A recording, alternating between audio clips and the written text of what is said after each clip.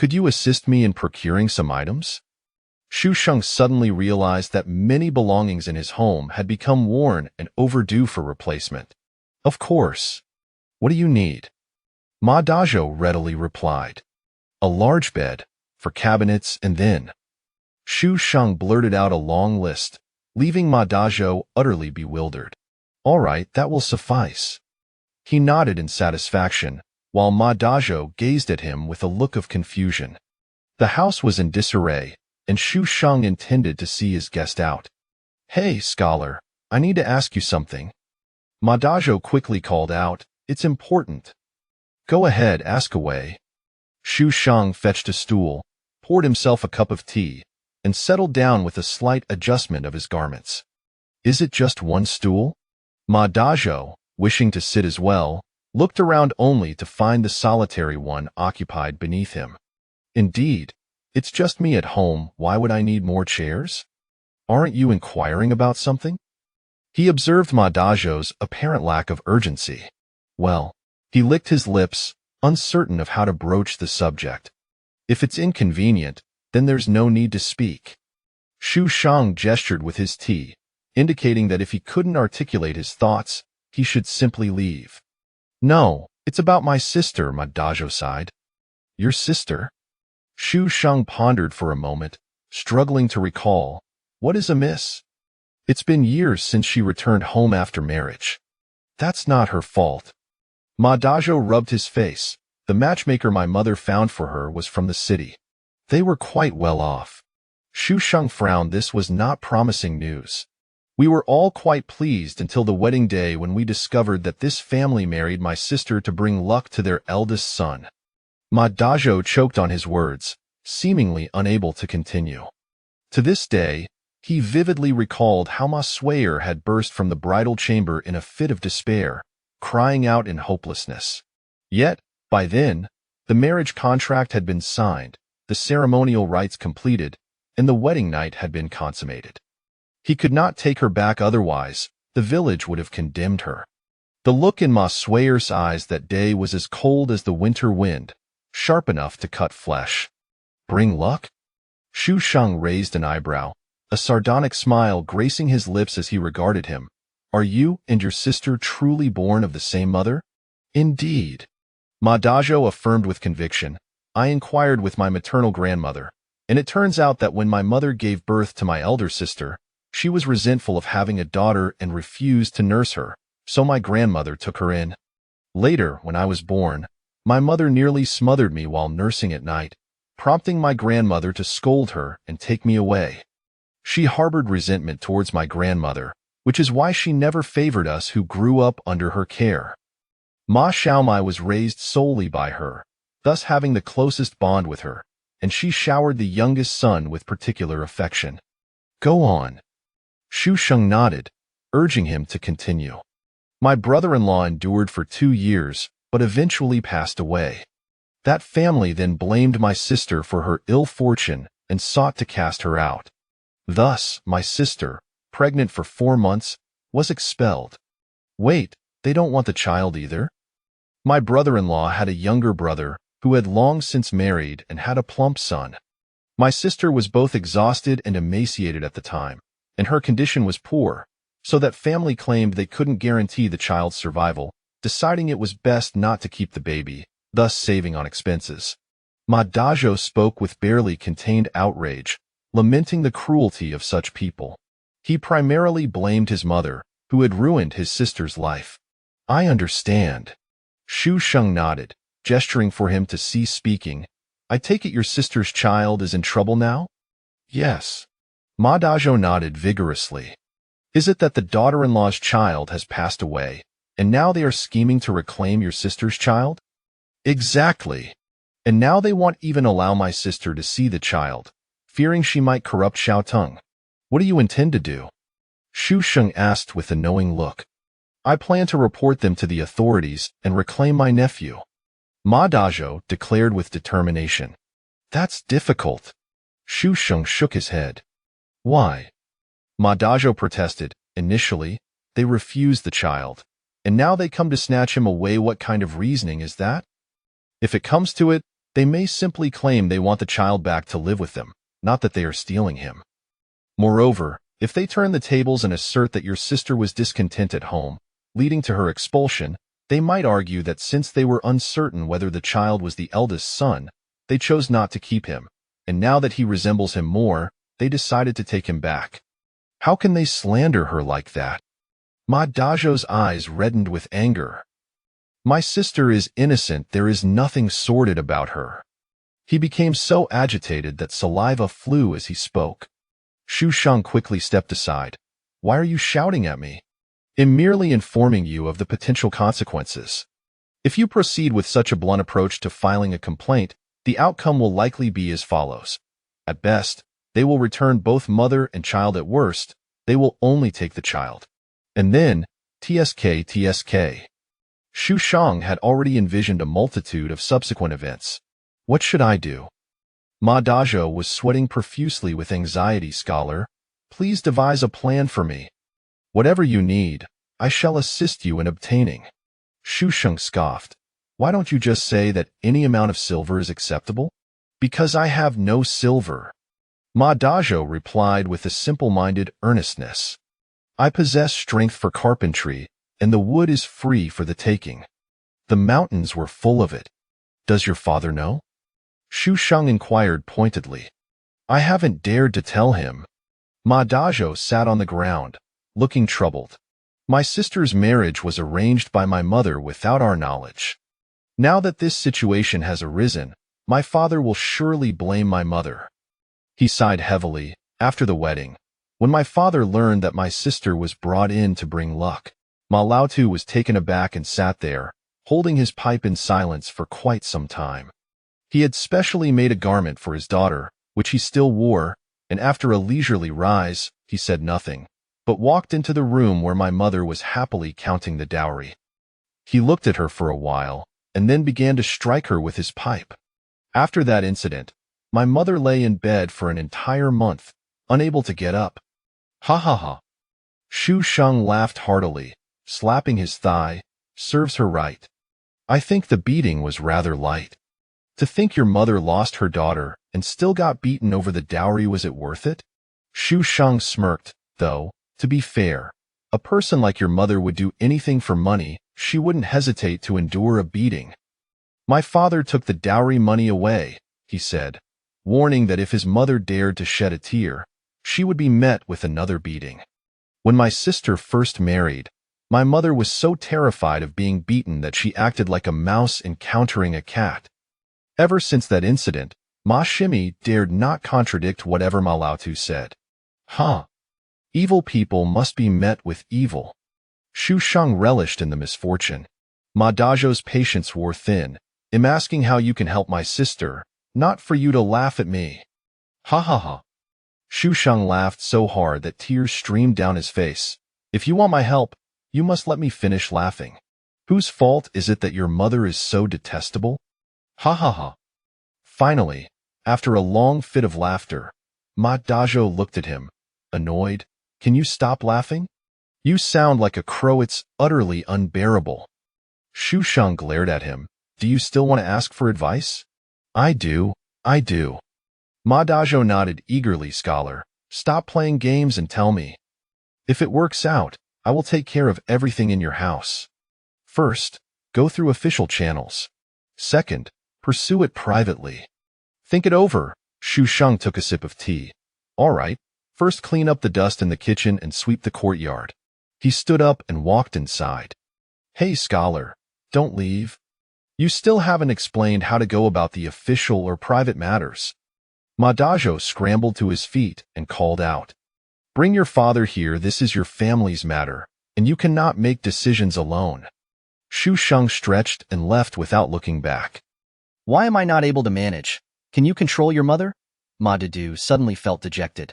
Fine, after dinner tonight, I will speak to him. Perhaps he should buy some ointment for his mother. After closing the door, Xu Sheng stood outside the house, surveying the surroundings.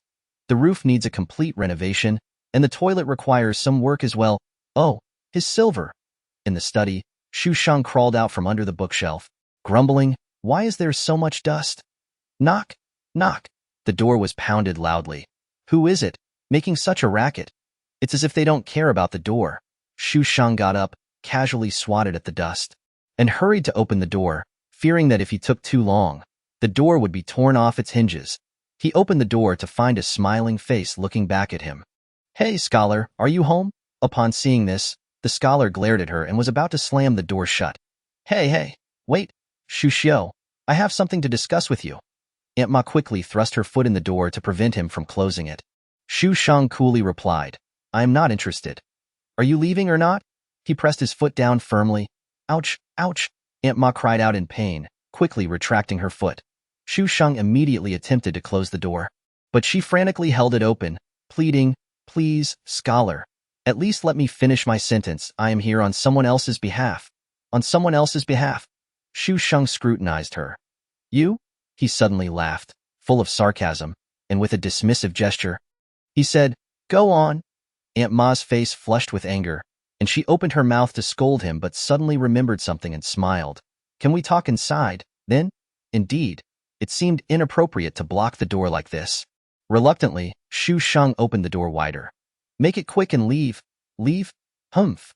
You might just end up asking me to stay. Aunt Ma smugly stepped inside. Chapter 62. When a man grows up, he should marry, and a woman should be wed. The scholar is no longer a child. Aunt Ma hinted at him, hoping he would at least offer her a seat and a cup of water. Xu Shang completely ignored her. Standing in the courtyard, with no water and not even a stool, as if he might as well have a sign reading You are unwelcome. Aunt Ma cursed him inwardly for being stingy and forced a smile, saying, Someone asked me to find a match for you. With an expressionless face and deadpan eyes, Xu Shang replied, Oh, this reaction was far too bland. The Song family in the county has a young lady who is of marrying age and is looking for a husband, and she has set her sights on you. Aunt Ma fixed her gaze on him, thinking this time he would surely want her help. Without me, how would you marry a wealthy young lady? After saying that, she turned to leave. Xu Shang raised his chin. That Miss Song. What does it matter to me whether she is Song or not? Aunt Ma, when did you become a matchmaker? He walked over, yanked the door open, and gestured for her to leave quickly. But she is Miss Song, beautiful and wealthy. She heard you are a scholar, and that's why she sent me to ask your thoughts. She asked as she walked away. Not interested, Xu Shang replied succinctly. I appreciate your concern, but it's unnecessary. Aunt Ma, you should manage your own affairs. Don't come to me with this and that. I do not need it. Then he slammed the door shut. What kind of person turns down such a good match? Aunt Ma spat angrily. There must be something wrong with him. A poor scholar, destined to remain poor. She stormed home. Furious, upon returning, she found old Ma leisurely smoking in the main room. He was 6 or 7 years older than Aunt Ma and never made her work in the fields during busy times. His weather-beaten face looked much older than hers. Oh, you're back? Aunt Ma hurried to the kitchen, saying, I'll make dinner right away, Emma. Old Ma exhaled a puff of smoke, glancing at her without saying much. Madadu returned with a bundle of firewood and, as he unloaded it, pulled out a dead chicken from within. Dad, I found a piece of timber I like. Can you help me bring it home when you have time? Sure. Old Ma glanced at the chicken thrown on the ground, asking, Where did this chicken come from? I found it trapped while chopping wood. Madadu washed his face and sat down. How's Swayer? What about Xiao Tung? It's tough for a woman to manage with a child. You should go visit her more often. Old Ma puffed out smoke, squinting, the lines on his face deepening. And why, sister? Madadu hesitated. Dad, let's eat first. The old man looked surprised but nodded. Today, Aunt Ma had specifically prepared a meat dish, stir-fried shredded pork with celery, cabbage soup, and a bowl of dumpling soup. When Madadu saw the shredded pork, he thought of his sister's bowl of pickled vegetable porridge, which he could survive on for a day. His expression darkened. He poured some soup and quickly finished his meal, then sat there in silence. Aunt Ma, on the other hand, ate heartily. Old Ma slowly finished his meal, set down his bowl, and said, Speak up, his tone heavy and weak. What did your sister say? No, children is just fine. Aunt Ma said dismissively without the burden. It's perfect for her to remarry. I say she should have aborted the child long ago, but she wouldn't listen. Now it's just right. Saying this, she felt a twinge of smugness, believing she truly had foresight. Sighing deeply, Madadu said, When she gave birth to Xiao Tung, The doctor said she didn't recover well and might not be able to bear children in the future. She didn't take care of herself during the confinement, and now she's always weak. I fear she can't have more. What is the big deal? I had 3 of you. Didn't I turn out fine? She's just delicate. Aunt Ma nonchalantly replied while picking at her food. Don't make me so your mouth shut. Old Ma shot her a cold glare. Emma Sway is my first child. When she was born, she was the same size as Old Ma, and now the child can already fish in the river. Looking at that little one, barely bigger than my palm, my heart softened completely. This girl is indeed delicate. She was like this since she was little, she murmured softly, bang. The smoking pipe crashed down beside her hand, startling her into a shiver. I in the dead of night, in the dilapidated temple. She curled up by the campfire, her eyes closed but sleeping fitfully. Hurry up, move faster. Why are you dawdling outside? Someone urged repeatedly. Are you in a hurry to be reborn? Came a slow reply. Park the cart here. Is that all right? Or should we lead it inside? No need. It's not raining. It's fine. The one who spoke brushed off his clothes and then walked in. Dingen suddenly woke, sitting up and holding her bundle. Eyeing them warily, a thin, dark man entered first, tidied up the ground, and then sat down, pulling out provisions to prepare a fire. Ugh, how long are we going to be on the road? My bones are about to fall apart. A well-groomed man stretched lazily as he walked in. Oh, there's someone already. He stared at Dingen for a moment, seeing only a bulky figure, muttering, a woman dares to travel alone. She really has guts. Dingen shrank into a ball, secretly cursing herself for not hiding earlier.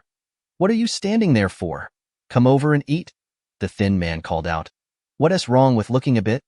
Bayou retorted, not pleased that he was always meddling. Is there any more of that sauce meat? Gujo asked, holding up a piece wrapped in oil paper, ready to take a bite. Wait, put that down, Bayou shouted. Dingen sat there quietly, listening as the two began to bicker. The next morning, at dawn, she remained in the same position, carefully and warily watching them. Bayou couldn't help but laugh. Hey, we're leaving. You don't need to stare so wide-eyed. Really, you make me feel like a villain. Are we leaving or not? Gujo yelled, cracking his whip. Coming. The more Bayou looked at her, the more interesting she seemed. Do you want to come with me? Dingen quickly shook her head and crawled to another corner. The well-groomed man clearly looked untrustworthy. I'm not a scammer, he reiterated. Dingen stared at him like he was a fool. Then what are you? A peddler. He sells raw silk. Oh. Dingen stood up, dusted off her clothes, and turned to leave, refusing to trust strangers. Hey, why don't you believe me? Bayou widened his eyes, looking at her in disbelief. Dingen glanced at herself, her whole body bulky, her face a complete mess.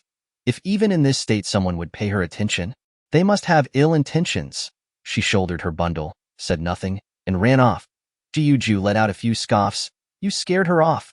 He clapped his hands and provocatively looked at Bayou. Bayou, enraged, snatched the water skin from Gujo's hands and took a swig, speaking sarcastically. I think she was scared off because she sensed you're not a good person. The more he spoke, the more he believed it. Look at your fierce face. You could scare a ghost away at night. Are you sure you're not talking about yourself? Gujo pointed at his face mockingly. You look like a ghost, all pale and covered in powder. Do you think you're a woman? No, with your face, you could very well pass for a woman. Bayou was furious, his hair standing on end as he lunged forward, grabbing Gujo by the collar and cursing. You as black as a ghost, yet you have the gall to criticize others. Himph. Being pale like a ghost is just fine. Gujo retorted without holding back. The two bickered and soon started to wrestle in the cart. Not far away, Dingen, rushing back, was taken aback by the shaking cart, her face filled with confusion. Bayou pressed down on Gujo, forcefully gripping his neck, causing Gujo's face to flush crimson as he bared his teeth, attempting to grasp Bayou's collar. Suddenly, the atmosphere behind them fell silent. Both men froze and turned to see Dingen, her face a mask of astonishment, gazing at them. From her vantage point, it appeared as though Bayou was about to kiss Gujo, who looked thoroughly embarrassed. Embarrassed? My foot. Gujo seethed with anger. Ahem. Do you have something to say? Bayou straightened himself, striving to dismiss the awkwardness on his face. Dingen hesitated, pointing at their position, and suggested, Are you sure you don't want to come down and talk? Oh. Bayou swiftly disentangled himself from Gujo. straightening his posture as Gujio quickly adjusted his clothing and sat up straight. Both men now attentively regarding her. There's a group of bandits ahead, at least 10 of them. Ding An's voice trembled with urgency. She was uncertain of where her life would lead her. Yet she refused to remain in that small village, living in silence for eternity. How did you see them? They didn't notice you. Gujio's gaze was piercing as he scrutinized her, while Baiyu immediately turned to peer out the window. I just went over there to relieve myself, Ding An admitted shyly. Gujio promptly lifted the curtain to look behind, referring to the dilapidated temple situated on a slope, from where one could indeed observe the happenings on the road. What should we do? Baiyu began to panic, muttering, What do we do? Bandits are ruthless killers. Shut up, Gujio snapped, hastily climbing out of the vehicle. We need to hide. How can we hide? Baiyu continued to fret. What if they kill us and don't even bury us? His face contorted with worry as he lamented. Then I'll be left as carrion in the wilderness, eventually starting to rot and attract maggots. Oh, who knows how long it will be before worms crawl out of my eyes. Ding An turned pale, not from fear, but from disgust at his gruesome imagery. She cast a sympathetic glance at Gujio. How did you end up with him? Though Gujio did not comprehend her look, he was nonetheless unsettled by her odd expression. You arrived here before us. Do you know of any good hiding spots? Hiding is one thing, but what about this vehicle? Ding An glanced at the car, sensing their misfortune was inevitable. The car? Just leave it there with that. He quickly jumped out, pulling Baiyu away, and swiftly gathered their belongings. Where can we hide? There's a cellar behind the dilapidated temple. Chapter 63. A group of fierce-looking individuals entered, their demeanor menacing and their faces hardened. Big brother, old pig hasn't made a sound. What should we do? Should we call a few brothers to check on him? Asked a tall, burly man. Number 2, Nyo Air. The leader, a short, weathered man with a pair of shifty eyes and a wispy mustache, pinched his mustache as he replied, Let us wait another day, boss. Do you think old pig has run off to go solo? Number 6, Shi Lu, speculated suspiciously. It's already the 5th day. Last time he sent word. He claimed to have succeeded. What if something went wrong? Number 11, Lao Go, chimed in. He wouldn't dare go solo. Who knows? Long Wu shrugged dismissively. Nyo Air stood at the entrance of the dilapidated temple, staring at 2 piles of campfires, while Tu Si, a fair-skinned man, with a somewhat delicate appearance, remarked softly, Is there anyone else here? It's a bit dull. Let us drag someone out to entertain ourselves, I don't know. Those campfires have been extinguished for quite some time. Nyo Air mused. They must have gone far away. What is up with that pile of wood at the door? Looks freshly placed. Husan grabbed a jug of wine and took a swig, instructing Lao Wu to bring over the fat sheep for some entertainment. Lao San, go check behind, and 11. Call Lao Chi and Lao Ba to bring our esteemed guests. Shuda sat there, a sinister smile on his face that sent chills down one's spine. Soon, Ding An heard the cries of men and women, the women pleading for their release, their laughter sending her trembling. Baiyu patted her, his eyes asking, Are you all right? Ding An shook her head vigorously, terror evident in her eyes, which startled Baiyu. What should we do? Baiyu nudged Gujio. You need to think of a solution. Gujio was nearly amused. What solution could I possibly have? The two spoke in hushed tones, drawing closer, their breaths mingling and sending shivers down their spines. Suddenly, a chilling scream pierced the air, causing Ding An to curl up in terror, nearly in tears, clutching a small dagger tightly against the wall. The cold metal sending another shiver through her. Woo-woo, Baiyu nearly cried out, while Gujio quickly covered his mouth. Brother, have mercy. He doesn't want to reason with bandits. The pressing question remained. Was this place safe? Gujio glared at him, and Baiyu, feeling guilty, nodded with his mouth covered. Gujio surveyed their hiding spot. The cellar was not hard to find, and should they take a whim to descend, they would become mere stuffing for dumplings. No, that can't happen. Baiyu sat frozen in fear. Yet, Ding An, after a moment of trembling, regained some composure, realizing they couldn't hope for the bandits not to come down. I think we should consider an escape route. The 3 exchanged glances, quickly assessing their surroundings. The cellar was shrouded in darkness, with only a small candle stub flickering before Ding An they peered around, noting several large jars against the wall. This side is for wine. This side is for pickled vegetables. Baiyu crouched before the pickled vegetable jar, pinching his nose, exclaiming, "It reeks, it's spoiled. Can it even be eaten? It's moldy. Perhaps the very bottom might be edible. Want to try?" Dingen took a couple of steps back, feeling that his taste was a bit too peculiar. Who would want to eat that? Bai shot her a glare, while Gu Jio stood pensively before the wine jar, contemplating. If only we had some sedative. Knock them all out, and we'll slip away. Just then, Dingen cautiously opened a small gap in the wine jar and began to sprinkle something inside, which sent Bai into a panic. What are you? Self-defense measures. Do you have a problem with that? Dingen glared at him. Bai shook his head frantically. No. This lady seemed to have shed her facade. Guji remarked, "Don't waste it all. Just sprinkle some in these 2 jars. Dingen nodded. How about a bit of laxative? Should we add some? All right. Guji realized this lady wasn't he to be trifled with. Who carries so many medicines around? Inside the dilapidated temple, Husan, with a knife in hand, tore open the clothing of a woman who was sobbing uncontrollably, his intentions far from noble. Yet upon noticing the mucus on her face, he grimaced and scolded, "Stop crying. It's truly disgusting, woo-woo, my lord. Please let me go. I beg you." The woman pleaded from the ground. "Let you go? What would I enjoy tonight?" Laughter erupted from the crowd, while Go-11 leered, saying, "Third brother, after you're done, let me have a turn. Humph. We'll see if I'm still interested by then." Husan's gaze lingered over her trembling form, nearly pressed against the ground. "Lao San, go check the back," Shuda called out irritably. "All you do is play," said second brother. "I want to H. Lord Jing lay on the ground, weeping uncontrollably. There's no way out. Every year, I must give 1/3 of my earnings to the magistrate, and after a few additional expenses, I truly have very little left. You lie." Husan snarled, pressing his foot down on Jing's head, grinding it as he gritted his teeth. "No money means no life. With money, there is a chance to survive. I truly have none, nothing at all." The middle-aged man lay on the ground, heart-wrenchingly sobbing, half of his face pressed into the dirt, smeared with blood and grime.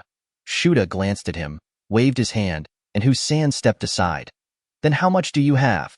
If I sell some properties, I should have a little over 90,000 taels." Upon hearing this, Lord Jing clutched at his trousers like a drowning man grasping a lifeline. "Brave sir, I truly only have this much. I wouldn't deceive you." "Very well, I shall require 100,000 taels." "Let us round it off," Shuda said ominously. Lord Jing seemed utterly petrified, remaining silent for a long while. When he regained his senses, he muttered to himself, 100,000 taels, what will I eat in the future?" Hearing this, Shuda smirked mockingly. "100,000, indeed." Husan appeared somewhat disappointed, casually reclining. "In that case, let old Ju get nothing. After all, he isn't here as for old sure. Let him come begging for it." His expression was somewhat lewd, and the crowd erupted in laughter. The woman, discarded to the side, huddled her shoulders against the wall. "Second brother, look, it seems there's a cellar here." 2C stood behind the wood shed in the backyard, pointing at a patch of ground. "The color is different." Nyo-air pondered for a moment, then began to feel around on the ground, eventually pulling up an iron ring. "So dark?" Nyo-air pulled it open and peeked inside. "Let us go take a look. If there are people, they should be hiding in here," 2C said, moving forward to grab a torch, with Dog 11 following suit. "Second brother, let me go first." Dog 11 insisted on descending first, and Nyo-air nodded haughtily. "Second brother, there are some jars and vats inside." After a while, Dog 11 poked his head out to report. "Let us go see." Nyo-air and 2C followed him down. "What is that smell?" Nyo-air covered his nose, exclaiming, "It's truly foul." "Second brother, it's pickled vegetables, all spoiled, hence the stench," Dog 11 remarked, trying to ingratiate himself. "Let us lift the lid and see. Such a large vat could hide a person." 2C commanded Dog 11. Nyo-air waved the torch around inside, feeling something was amiss. "Second brother, fourth brother, there's nothing here, just pickled vegetables." Dog 11 nearly suffocated from the foul odor. "Is this wine?" Nyo-air picked up a wine jar, opened it, and a fragrant aroma wafted out. His expression turned ecstatic as he shouted, "Good wine. Come, fourth, 11. Let us take more." The 3 of them stealthily carried away 6 jars of wine. The cellar door was shut, and the footsteps outside gradually faded. leaving the interior in complete darkness. Suddenly, the cellar door was flung open with a force that was both swift and startling, illuminating the space with a flood of light. Neo Air jumped down, scanning the surroundings but finding nothing, his tension easing. It seems that group has truly left. He then tossed a few jars of wine up. 2C caught them while peering inside. How is it, second brother? Dog 11 leaned in, only to be shoved aside by 2C. Dog 11 rubbed his head, offering a sheepish smile. Is there any movement? Nothing at all. It seems we were overthinking. Neo Air climbed up and said, and the three of them returned with the wine. Inside the cellar, it remained pitch black. Chapter 64. Beating one's chest to prevent the heart from racing too fast and collapsing. After a long time, just when Dingen thought he would have to stay here for a lifetime, someone suddenly exhaled deeply. You scared me to death, Bayu's voice trembled. Had it not been for the three of them lying on the ground, they would surely have collapsed from fear. Truly formidable. Even launching a surprise attack, Gujo gasped, grateful for their survival. Dear aunt, I really thank you. Without you, we would have become dumplings. No need. I am doing this for myself. Dingen stared blankly at the wall, cursing silently. Who do you think is your aunt? Are you blind? Leaning against the wall was a large vat, the kind that was thick at the top and tapered downwards. Unable to sit flush against the earthen wall, the three of them exerted effort to shift the vat slightly, then crawled inside, lying flat and covering their mouths, breathing as lightly as possible. Thankfully, the darkness of the cellar and the dimness of the torchlight meant that Neo Air and the others did not notice anything amiss. You scared me to death. Just after they left, he had wanted to crawl out, but his hands and feet had gone numb, and moving felt like being pricked by needles. He thought it would be too embarrassing to shout. So he lay still, unaware that the ruffians would return for a surprise attack. These bandits were no ordinary scum. Guju leaned against the vat, wiping his face with a sigh, uncertain if they could make it out unscathed. What's wrong? Do you know them? Dingen quietly smeared some mud on her face and neck. Jiuju replied, they are notorious bandits lurking in Qingzhou, Dingzhou, and Liangzhou, known as the 12 Arhats. They specialize in abducting the wealthy and demanding ransom. 12 Arhats? Dingen queried, perplexed. Why are they called the 12 Arhats? How strange. Even bandits need a uniquely creative name these days, Bayu pondered. Could it be that there are exactly 12 of them? It seems so. It is said they have 12 members, ranked according to the 12 zodiac signs. Guja fretted. It is said that anyone who encounters them, aside from their wealthy patrons or women, ends up with a knife. What knife? Bayu asked, bewildered. A knife that separates your head from your neck. Dingen stated bluntly. At that moment, she suddenly missed Qian innate strength. Is this it? Are we doomed? Bayu leaned back, looking like a dead fish. Let us leave it to fate. Dingen fixed her gaze on the space left vacant by the wine jars they had taken. Lu County. Xu Sheng wandered aimlessly through the streets in his tattered robe. Eventually stumbling upon a bookstore. Familiar with the place, he entered and emerged half an hour later, empty-handed. The shop assistant bared his teeth at his retreating figure. He always came to read books for free. And since he didn't overstay, only reading for half an hour each time, they had nothing to say. Upon reaching a tea house, Xu Sheng was intercepted. Young sir, my master wishes to invite you for a chat. A kindly-looking older man in satin attire, resembling a steward, gazed at him with warmth. Xu Sheng licked his lips, mentally calculating whether he had offended anyone recently. I don't know you. Nor do I know your master. He attempted to sidestep and leave. The steward raised a hand to block him, maintaining a friendly demeanor. There's no harm in transitioning from unfamiliarity to acquaintance, is there? Please, allow me to extend the invitation. No, I'm rather shy and prefer to avoid strangers. I must return home, so please don't block my way. Xu Sheng shook his head repeatedly in refusal, turning to leave when he noticed several attendants blocking his path. Are you trying to rob me on the street? Xu Sheng glared at them, shouting angrily, do not misunderstand. We merely wish to invite you for some tea. The steward remained unfazed. I'm not thirsty. Xu Sheng eyed him warily. Then please, rest your feet. The steward gestured again, urging him to follow. It seemed he had no choice but to ascend. Xu Sheng stomped heavily up the stairs to the second floor. Inside the private room, a screen concealed the figure of someone behind it. What's the purpose of inviting me up here only to act mysteriously? Shu Sheng's eyes brimmed with disdain as he peered through the screen, vaguely spotting a woman behind it. "Miss," the steward called out from outside the screen. The figure inside raised a hand, prompting him to step forward and pull back the screen.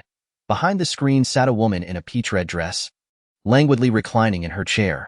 Her face resembled a lotus blossom, her brows like tender willows, holding a peach blossom fan half covering her face as she gazed at him, her eyes glimmering with a mix of shyness and resentment. "Why did you not agree?" she exhaled softly. Shu Sheng jumped in surprise, wondering what she meant by agreeing.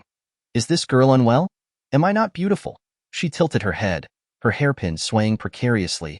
"You are beautiful," Shu Sheng replied candidly, though confusion lingered on his face. "Oh, you think my family has money?" She leaned back, her ample neckline revealing a glimmering gold necklace adorned with rubies, her hand delicately playing with her hair, while her jade bracelet sparkled like a pool of green water, and her golden lantern earrings were charmingly petite. Even the embroidered shoes she wore had golden threads. "Given your attire, you seem quite wealthy." Shu Sheng assessed her from head to toe. "Then why do you refuse?" Song Meier rose, swaying her waist as she approached him, her gaze like autumn waters. "Shu Gongzi." The way she called his name gave him a ticklish sensation, leaving him suspended in uncertainty. "Who exactly are you?" Shu Sheng pondered, taking a step back. "Hee, are you afraid of me?" Song Meier bit her lip coyly, lowering her head. "Steward, you may leave." "Yes." The steward bowed his head and retreated outside. "Hey, don't go. If anything happens, how will I explain it?" Shu Sheng called out hurriedly, but the steward maintained his focus ahead, striding out without a glance. "What are you afraid of?" Song Meier exhaled, her breath brushing against his face. You. Shu Sheng was startled, jumping back several steps, raising his sleeve to wipe his face. "Can't we speak properly? Do you know how unhygienic this is? Who knows if you have bad breath or a stomach ulcer?" "Speak properly?" Song Meier chuckled lightly. "All right, then let us speak properly. I want to marry you. Prepare yourself for marriage." She lifted her head proudly and declared, exuding an air of superiority that suggested one ought to kneel in gratitude for her favor. "Are you done?" Shu Sheng countered with a raised eyebrow. "Yes." Song Meier, basking in her beauty and family background, felt confident that this impoverished scholar could not escape her grasp. Little did she know, Shu Sheng merely cast a subtle glance her way, opened the door, and walked out. Upon seeing the butler standing at the entrance, he casually remarked, "If you're ill, seek a doctor. If you're yearning for a man, find a matchmaker. Why obstruct me for no reason?" Hurrying home, Shu Sheng feared further interruptions, and it wasn't until he arrived home that he slapped his forehead in dismay, exclaiming, "Oh no, I need a matchmaker. It's all that song's fault for delaying matters." Just as he sighed, a knock echoed at the door. "Who is it?" Upon opening the door, he found Ma Do and his father, Old Man Ma, standing outside. Old Man Ma, nervously chewing on his cigarette, quickly tucked it behind his back upon seeing him. "There's something you need?" Shu Sheng inquired, sensing something amiss. It was unusual for his father to visit. Ma Do's presence was expected. "I have a small matter I'd like to consult you about." "Scholar," Old Man Ma replied, bowing slightly. "Come in." Shu Sheng gestured for them to enter the main room, then returned with several cups of water. "No need." "No need." Old Man Ma hurriedly stood to accept the cups with both hands. Ma Do, initially eager to gulp down the water, found himself sitting quietly, observing his father's demeanor. "Scholar Shu, Do has already informed me of the situation. You are well-versed and educated. I wish to inquire if there is a way to resolve this matter without tarnishing my daughter's reputation." "Indeed, I suggest you handle it privately," Shu Sheng replied without hesitation. "Privately?" Old Man Ma licked his lips. "Could you elaborate on how to proceed privately?" "Handling it privately may be a bit complicated, but it will be a lasting solution. However, the downside is that it will require money," Shu Sheng stated frankly. Old Man Ma pondered for a moment, then pulled out a tattered cloth revealing 4 silver ingots weighing 5 taels each. "Father, where did you acquire such a sum?" Ma Do exclaimed, astonished. "20 taels. When did our family possess so much silver? Wasn't it always under your mother's control? This is the betrothal gift your sister received. I kept it, fearing something might happen to her," Old Man Ma explained, glancing at Shu Sheng. "Scholar Shu, do you think this is sufficient?" Old Man Ma looked at him with hopeful eyes. "It will suffice." Shu Shang said, taking 2 ingots and pushing the remainder back to the dough. Step outside. Shu Shang whispered to Old Man Ma. The old man beamed with joy, repeatedly exclaiming, Good, good. I will follow the scholar's advice. I will arrange for this. You must not tell anyone, especially not your daughter. Keep it between us. All right. Old Man Ma's expression brightened, his wrinkles easing from the tension they held when he entered. By the way, Ma de Do. Make sure to find a few capable workers to repair the roof. That afternoon, Old Man Ma arrived at his eldest daughter's residence, and Ma Sui was somewhat surprised to see him, standing at the door. She hesitated to let him in. Father, why are you here? If there's nothing important, please return. Seeing his daughter burdened beyond her years, Old Man Ma felt a pang of sorrow and replied softly, I just came to see you. If you have something to discuss, why not say it at home? Would it make a difference? She shouted. Who caused my current predicament? All for 20 taels. I've been ruined for life. Ma Sui wiped her tears, lamenting, if only she weren't my biological mother. It's my fault for being useless. Old Man Ma suppressed his emotions, recalling a time when his feelings nearly led to violence against Ma Auntie. In truth, Old Man Ma was not much older than Ma Auntie, only 6 or 7 years, but the incident involving his eldest daughter had aged him considerably, leading everyone to refer to him as Old Man Ma. I came to discuss Xiao Tung's situation. Ma Sui hesitated before allowing him entry. Upon entering, Old Man Ma was struck by the stark poverty of the home, feeling guilt and regret wash over him. If only I had inquired sooner, who would have thought she would betray her own daughter? After Old Man Ma left, Ma Sui could no longer hold back her tears. She composed herself and decided to buy some pastries to take to her in-laws. Oh, look who's finally leaving the house. A plump young woman remarked, incessantly crunching on sunflower seeds. Stop daydreaming. It won't help. The woman scoffed. Sister-in-law, what's wrong? I know you're feeling down. I won't hold it against you this time. But remember, there's a proper order to things. Next time, I won't be so lenient. Ma Sui appeared somewhat cheerful. Who asked for your opinion? He Xiaomei glared at her, bitterly reminded that while her son had passed, this wretched woman's son thrived, and the old lady refused to let her interfere. I came to ask the old lady when I can return home. A mother and child are connected. She will surely understand. You think you can come back, you, the harbinger of misfortune? Don't even think about it. He Xiaomei retorted angrily. I'll tell you this, Sun Tung will be my son from now on. The old lady has promised me that he will be adopted under my name before long. What? Ma Sui was taken aback, exclaiming, Didn't he the old lady say that was just to placate you? You will return eventually? Reflecting on this, she felt reassured. It's fine. Blood ties cannot be severed. Once my son grows up, she chuckled, then added with a mix of pride and fear, who knows, it might not be long before you all face consequences from Xiaotung. Realizing her slip, she quickly handed over the basket. I just bought some soft pastries. Please take them to mother. I must be going with that. She hurriedly lifted her skirt and scurried away. Why are you leaving? He Xiaomei was left puzzled, gazing at the pastries in the basket. She scoffed, trying to curry favor with the old lady. I'll eat them all myself. She popped a rice cake into her mouth, savoring its delightful flavor.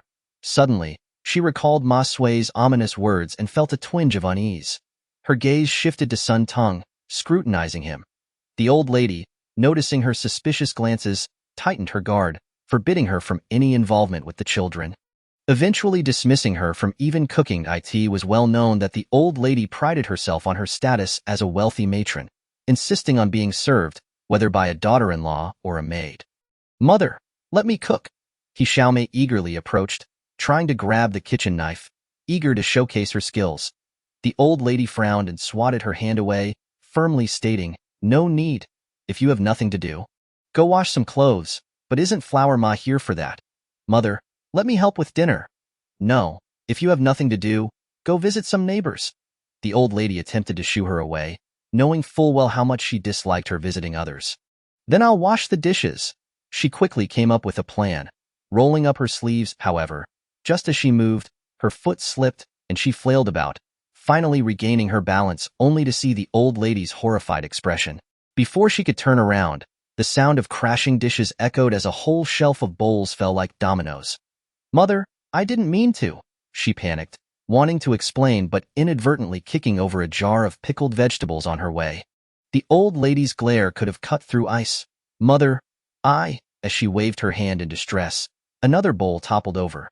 Chapter 65. Get out. After a long pause, the old lady finally spat out the word. Her tone laced with barely contained fury. Not daring to move further, she tiptoed towards the exit, but as she stepped out, her foot slipped, and she fell clumsily. The old lady looked at her as if she were the embodiment of bad luck. Xiaomei found herself confined to the kitchen.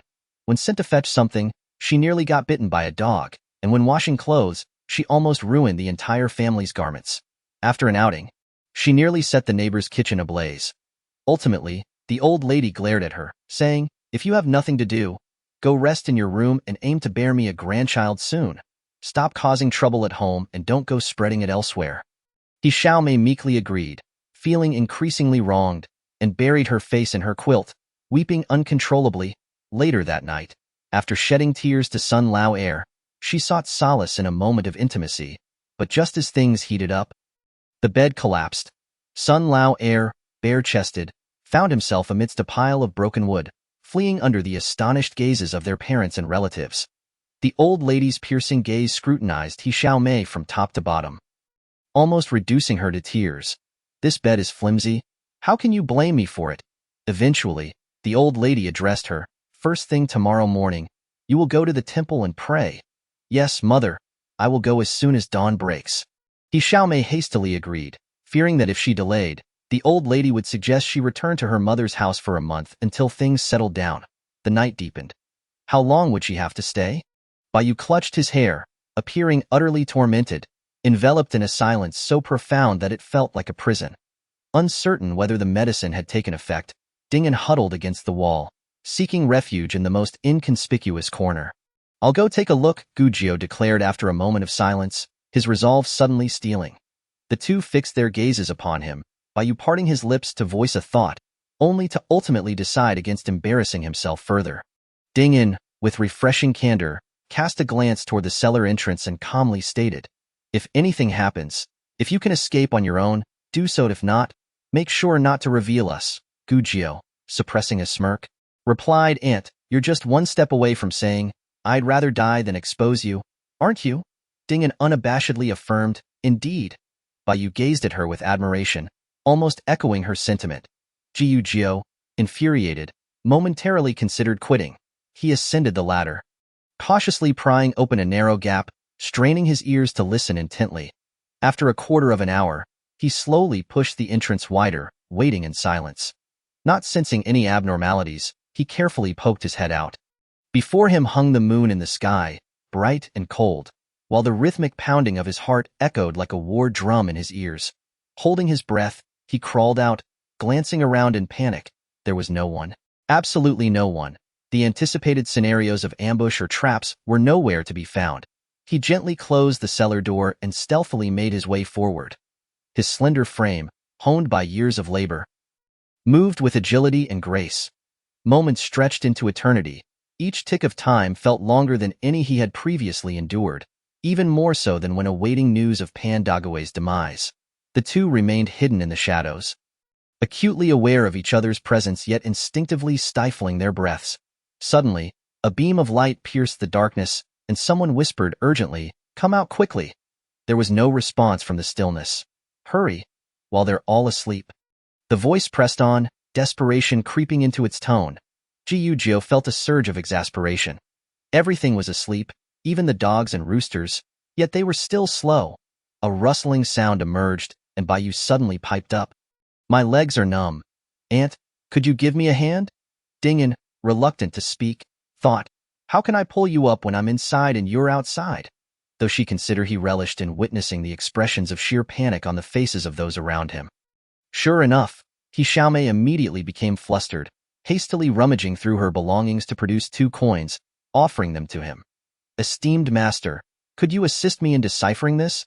With a disdainful glance at the coins, the fortune-teller took them with deliberate slowness, contemplating for a moment before shaking his head.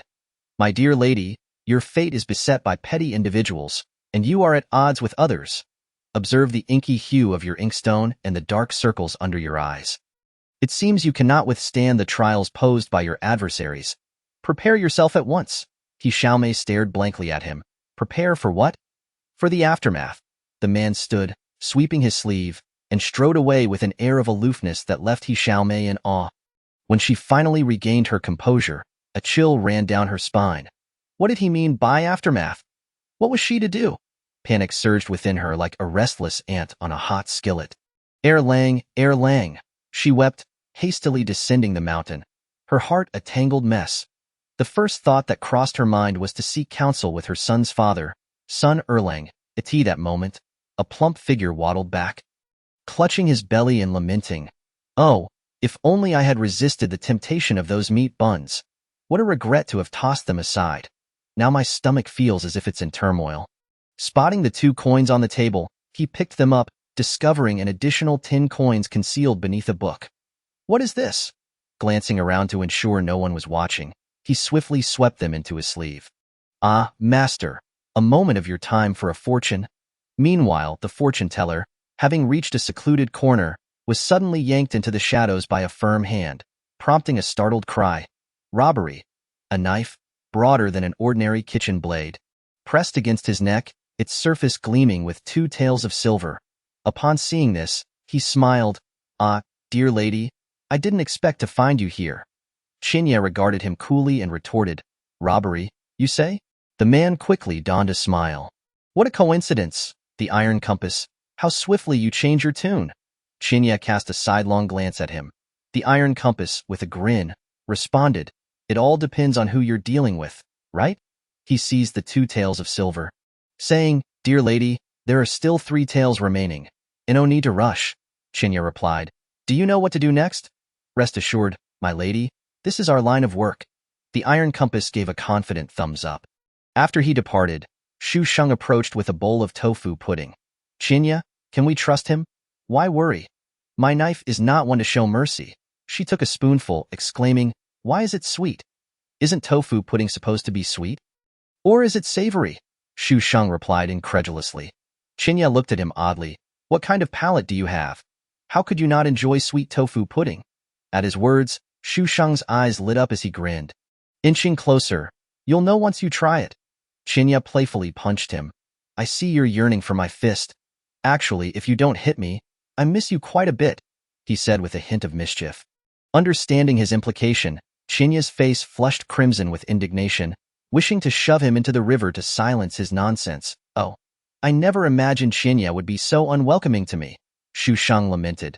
It seems I think of you day and night, yet you hardly think of me at all. His tone was pitiful, and Qinya, feeling a pang of guilt, earnestly reflected, All right, I won't hit you anymore. Is that sufficient? What else? Xu Sheng pressed, unfazed. Qinya stammered, casting a guilty glance around, and whispered, I miss you too. Just barely. Xu Sheng turned to embrace her, chuckling softly. Just a kiss. Qinya shook her head, gently pinching his waist. There are so many people around. Fine. Xu Sheng sighed dramatically, well aware of Qinya's shyness. Pushing too hard would only lead to his misfortune. Frowning, he looked miserable, prompting Qinya to, without hesitation, steal a secret kiss when no one was watching, bringing a beaming smile to Xu Sheng's face. Have you been eating well these past few days? Qinya gestured to his waist. Xu Sheng sighed, casting a sideways glance at her. I can only cook porridge. So once again, it's porridge for me. Just the sight of it makes me want to vomit. He clutched his chest dramatically, mimicking a delicate lady. All right, enough of the pity party. Qinya tugged at his ear. Come on, I'll treat you to some meat. Will that satisfy you? I want it just like you made last time. And with sauce. You certainly know how to eat. Qinya smirked. Meanwhile, He Xiaomei returned home, crying for a while, then pondered how, after so many years without incident, she had suddenly become so unfortunate. At the thought of being at odds with others, she was struck by a realization. Could it be that she was being cursed by that son shouting? Suddenly, the words of Ma Sui from 2 days ago echoed in her mind. Perhaps it won't be long before you are. Ma Sui, no wonder that sickly child suddenly perished. It must have been that little rascal's doing. She recalled how Ma Sui had looked pale and emaciated during her pregnancy with that child. It was undoubtedly the child's influence. He Xiaomei gritted her teeth. No, I must confront her. With that, she stormed out. Just then, Granny Sun entered with a stern-faced Sun Tongue, who looked quite displeased. Grandmother, I miss my mother. All right, dear, in a couple of days I'll call her over. How does that sound? Granny Sun said kindly. Are you thirsty? Shall I pour you some sweetened water? Sun Tongue, still sulking, reluctantly nodded. Thank you, grandmother. His gaze shifted, spotting He Xiaomei approaching, and he called out, Second aunt. He Xiaomei's heart raced at the sight of him, her face paling. You, step aside. Though Sun Tongue was confused, he could only comply, taking a few steps to the side, looking hurt. He Xiaomei cautiously passed him, but suddenly exclaimed, Ouch, as her foot caught on the threshold, sending her sprawling. Second aunt, are you all right? The child, displaying remarkable concern, rushed to help her. Don't come near. Stay away, He Xiaomei shouted in a panic. The child froze, looking dejected. With a face full of disgust, He Xiaomei sneered. You little jinx, keep your distance. You've cursed your father enough. Do you intend to curse me as well? Sun Tongue stood there, tears welling in his eyes, staring blankly at her. Scapegoat, jinx, as a child. He had been teased mercilessly by the neighborhood kids since his father passed away before his birth. He never expected even his second aunt would speak to him in such a manner. My mother says I'm not, he insisted earnestly, tears brimming in his eyes. Humph, with your mother's miserable condition, she is practically at death's door because of you. He Xiaomei shot back venomously. Sun Tongue stood frozen, repeating, My mother is on the verge of death. My mother is on the verge of death.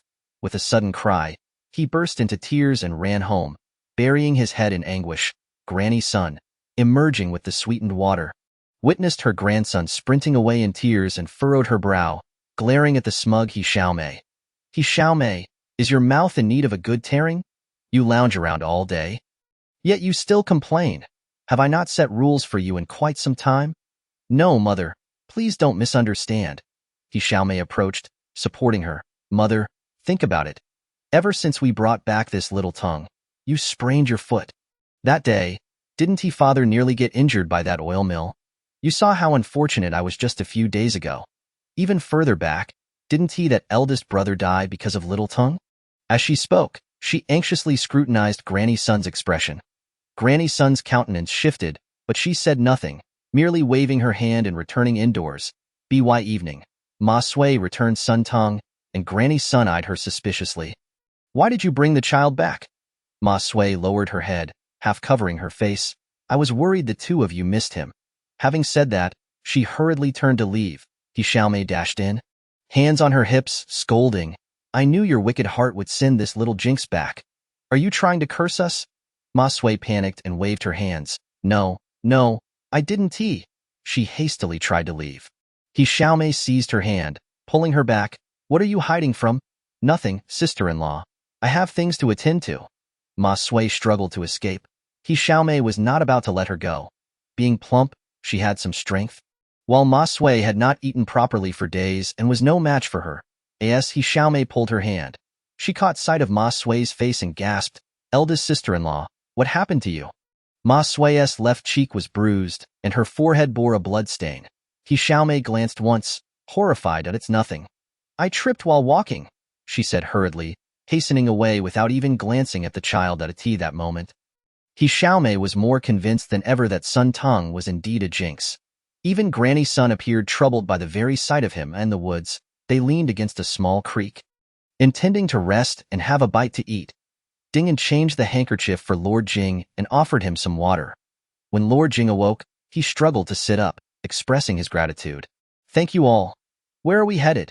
To Qingzhou, Dingen replied, neither overly attentive nor excessively indifferent. Thank you, my friends. Once we reach Qingzhou, I shall express my gratitude properly. Indeed, Dingen appeared remarkably composed on the surface. Yet internally, she was bursting with joy, eagerly anticipating this very phrase. Rest assured, since we have rescued you, we shall not abandon you midway. She crouched beside the stream, tending to the fish that Gu Jiao had thrown her way. Hee. Lord Jing felt a twinge of embarrassment, yet soon regained his composure.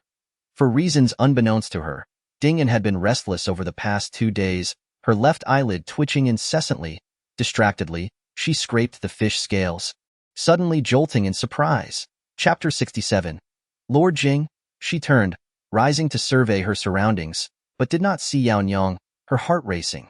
Lowering her voice, she inquired, Lord Jing, do you bear any disdain towards Yao Nyang? What? Why would I disdain her?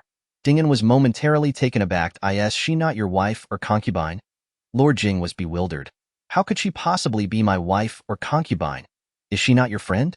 Did we not rescue you while rescuing her? He had always assumed he was merely an incidental part of the rescue. Upon hearing this, Ding An's mind buzzed. So, was she bound before you?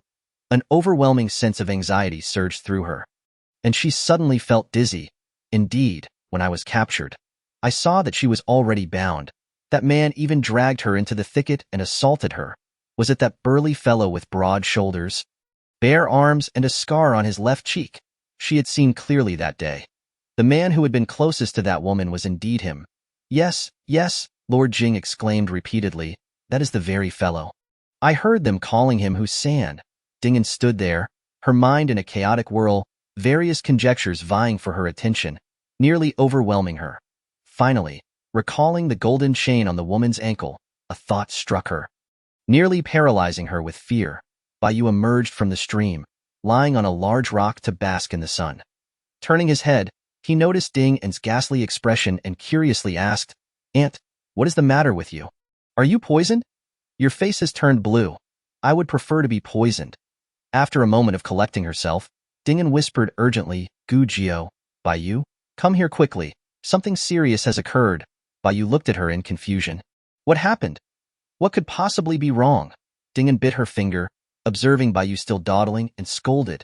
If you wish to die, then continue to dawdle. What is the matter, young lady? Lord Jing struggled to rise. Supporting his waist, Bayu, seeing her seriousness, also stood up. Just then, Gu Jiao emerged from the water, dripping wet. He said in a low voice, Aunt, what have you discovered? He glanced around, noticing Yao Nyang was absent, and his heart sank. Is it that Yao Nyang who is in trouble? He wiped his face, his eyes darkening. The three of them approached in confusion. Ding An shot a glance at the trio, between me and Yao Nyang. Who do you trust more? Is it even a question? Bayu replied matter-of-factly, of course, it is you. I've always felt something was off about Yao Nyang. Once, she even covertly tried to seduce me. Gu Jiao, squeezing the water from his clothes, calmly interjected. What? I sensed her allure was even more potent than that of a seductress, Bayu interjected, jumping up in outrage, his teeth clenched, his face contorted with fury. All right, I know Gu Jiao is yours. Ding An dismissed him casually. What? Bayu shouted incredulously, his eyes nearly popping out. Even the usually composed Gu Jiao almost choked on his own saliva, coughing. Aunt, have you misunderstood something? Aunt, which of your eyes saw that he is mine? Bayu pointed at himself in disbelief. Lord Jing glanced between them, then at the now stiff Gu Jiao, and quietly inched closer to Ding An. All right, you are his. Is that sufficient? Ding An replied dismissively, observing as he seemed ready to protest further. Ding An's patience waned. Silence. You have an interest in the bandit den. I have no such inclination. Ding An scolded under her breath. That Yao Nyang is a bandit-esque person. Her words stunned the three into silence. What? How did she become associated with bandits? Bayu stuttered, processing her statement. Ji Jiao remained silent for a moment before asking. Evidence? Indeed. How could it be that suddenly, Yao Nyang is affiliated with bandits? By the end, Lord Jing still wore a dazed expression, as if lost in a dream. Lord Jing, could you recount the events surrounding their demand for silver? Ding An urged him. They said there were 12 individuals, each demanding 10,000. Later, they mentioned that Lao Zhu was absent, so they would not divide the spoils, and Lao Shi had to plead with them for the money. After finishing, Lord Jing wore a face of anxiety. Is there something wrong with that? Gu Jiao gripped his clothes tightly, calmly stating. This indicates that one of the 12 was absent, and another was either unavailable or unable to come out at that moment. If Lao Zhu refers to that 12, then what is Lao Shi's code name? 10 corresponds to the rooster in the zodiac. Ding An pressed her hand against her chest, forcing herself to remain calm. I saw a golden pendant in the shape of a rooster on her ankle chain. Moreover, the wounds on her body did not appear as terrifying as they seemed. Having been neglected since childhood and regularly beaten, she can easily discern what constitutes a real injury. More importantly, Ding An glanced around, I noticed that every time we halted, she would often disappear for a while. Leave a mark, Gujio gasped in realization. The four exchanged astonished glances, all equally stunned. The fish cooked to a crisp golden brown. Dingen sprinkled salt over it and passed it around. Wow, it smells so good. Suddenly, Yaonyang emerged from the thicket, exclaiming dramatically. She covered her lips, her face alight with astonishment, surveying her surroundings, and with a playful giggle, she seated herself next to Gujio, saying, Gu Xiao Gu, I am hungry. As soon as her words fell, Baiyu shuddered as if infested with lice. Just as Gujio was about to take a bite of the fish, he hesitated and handed it to her. Hey, I am hungry too, Baiyu exclaimed. Didn't you just eat a whole fish? Gujio looked at him incredulously. What is wrong? I am a grown person. What is the big deal about eating one fish? Baiyu retorted, standing up with his hands on his hips, shouting. Observing the tearful Yaonyang and the infuriated Baiyu, Gujio hesitated but still handed the fish to Yaonyang. Yaonyang broke into a smile, playfully scolding him with a shy glance, and then began to eat the fish bit by bit. She did not bite into the fish. Instead, she licked it first, then glanced at Gujio, tracing her tongue around the fish's body. Hey, are you hungry? Ah, is this how you eat fish when you are hungry? Baiyu could no longer bear to watch, standing up to scold her. Yaonyang shivered, shrinking back, half hiding behind Gujio, softly saying, but I just like to lick it before I eat. Her tone transformed her defense into a flirtation. You? Baiyu gaped in anger. Lord Jing hurriedly intervened. Come, I haven't taken a bite. Let me share half of mine with you. Don't be so angry. Baiyu continued to glare at her, unfazed. Why are you getting so worked up? Gujio reproached him. What? Baiyu was furious, nearly exploding. All right, this one is done. I'll give it to you first, just be quiet. Dingen handed him a grilled fish, signaling him to calm down. This is not just about the grilled fish, Baiyu fumed. This is absolutely not just about one grilled fish, then, two. Gujio hesitated.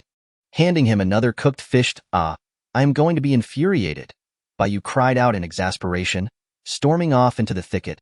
A few moments later, he returned, snatching the grilled fish from Dingen, who was staring at him in disbelief. And Gujio, slowly retracting his hand, Dingen calmly asked, has he lost his mind? Did you bring any medicine? None, Gujio replied bluntly. I think his brain is just ruined from taking too much medicine. Lord Jing eyed them warily, conflicted for a moment, then nervously asked, may I have another fish?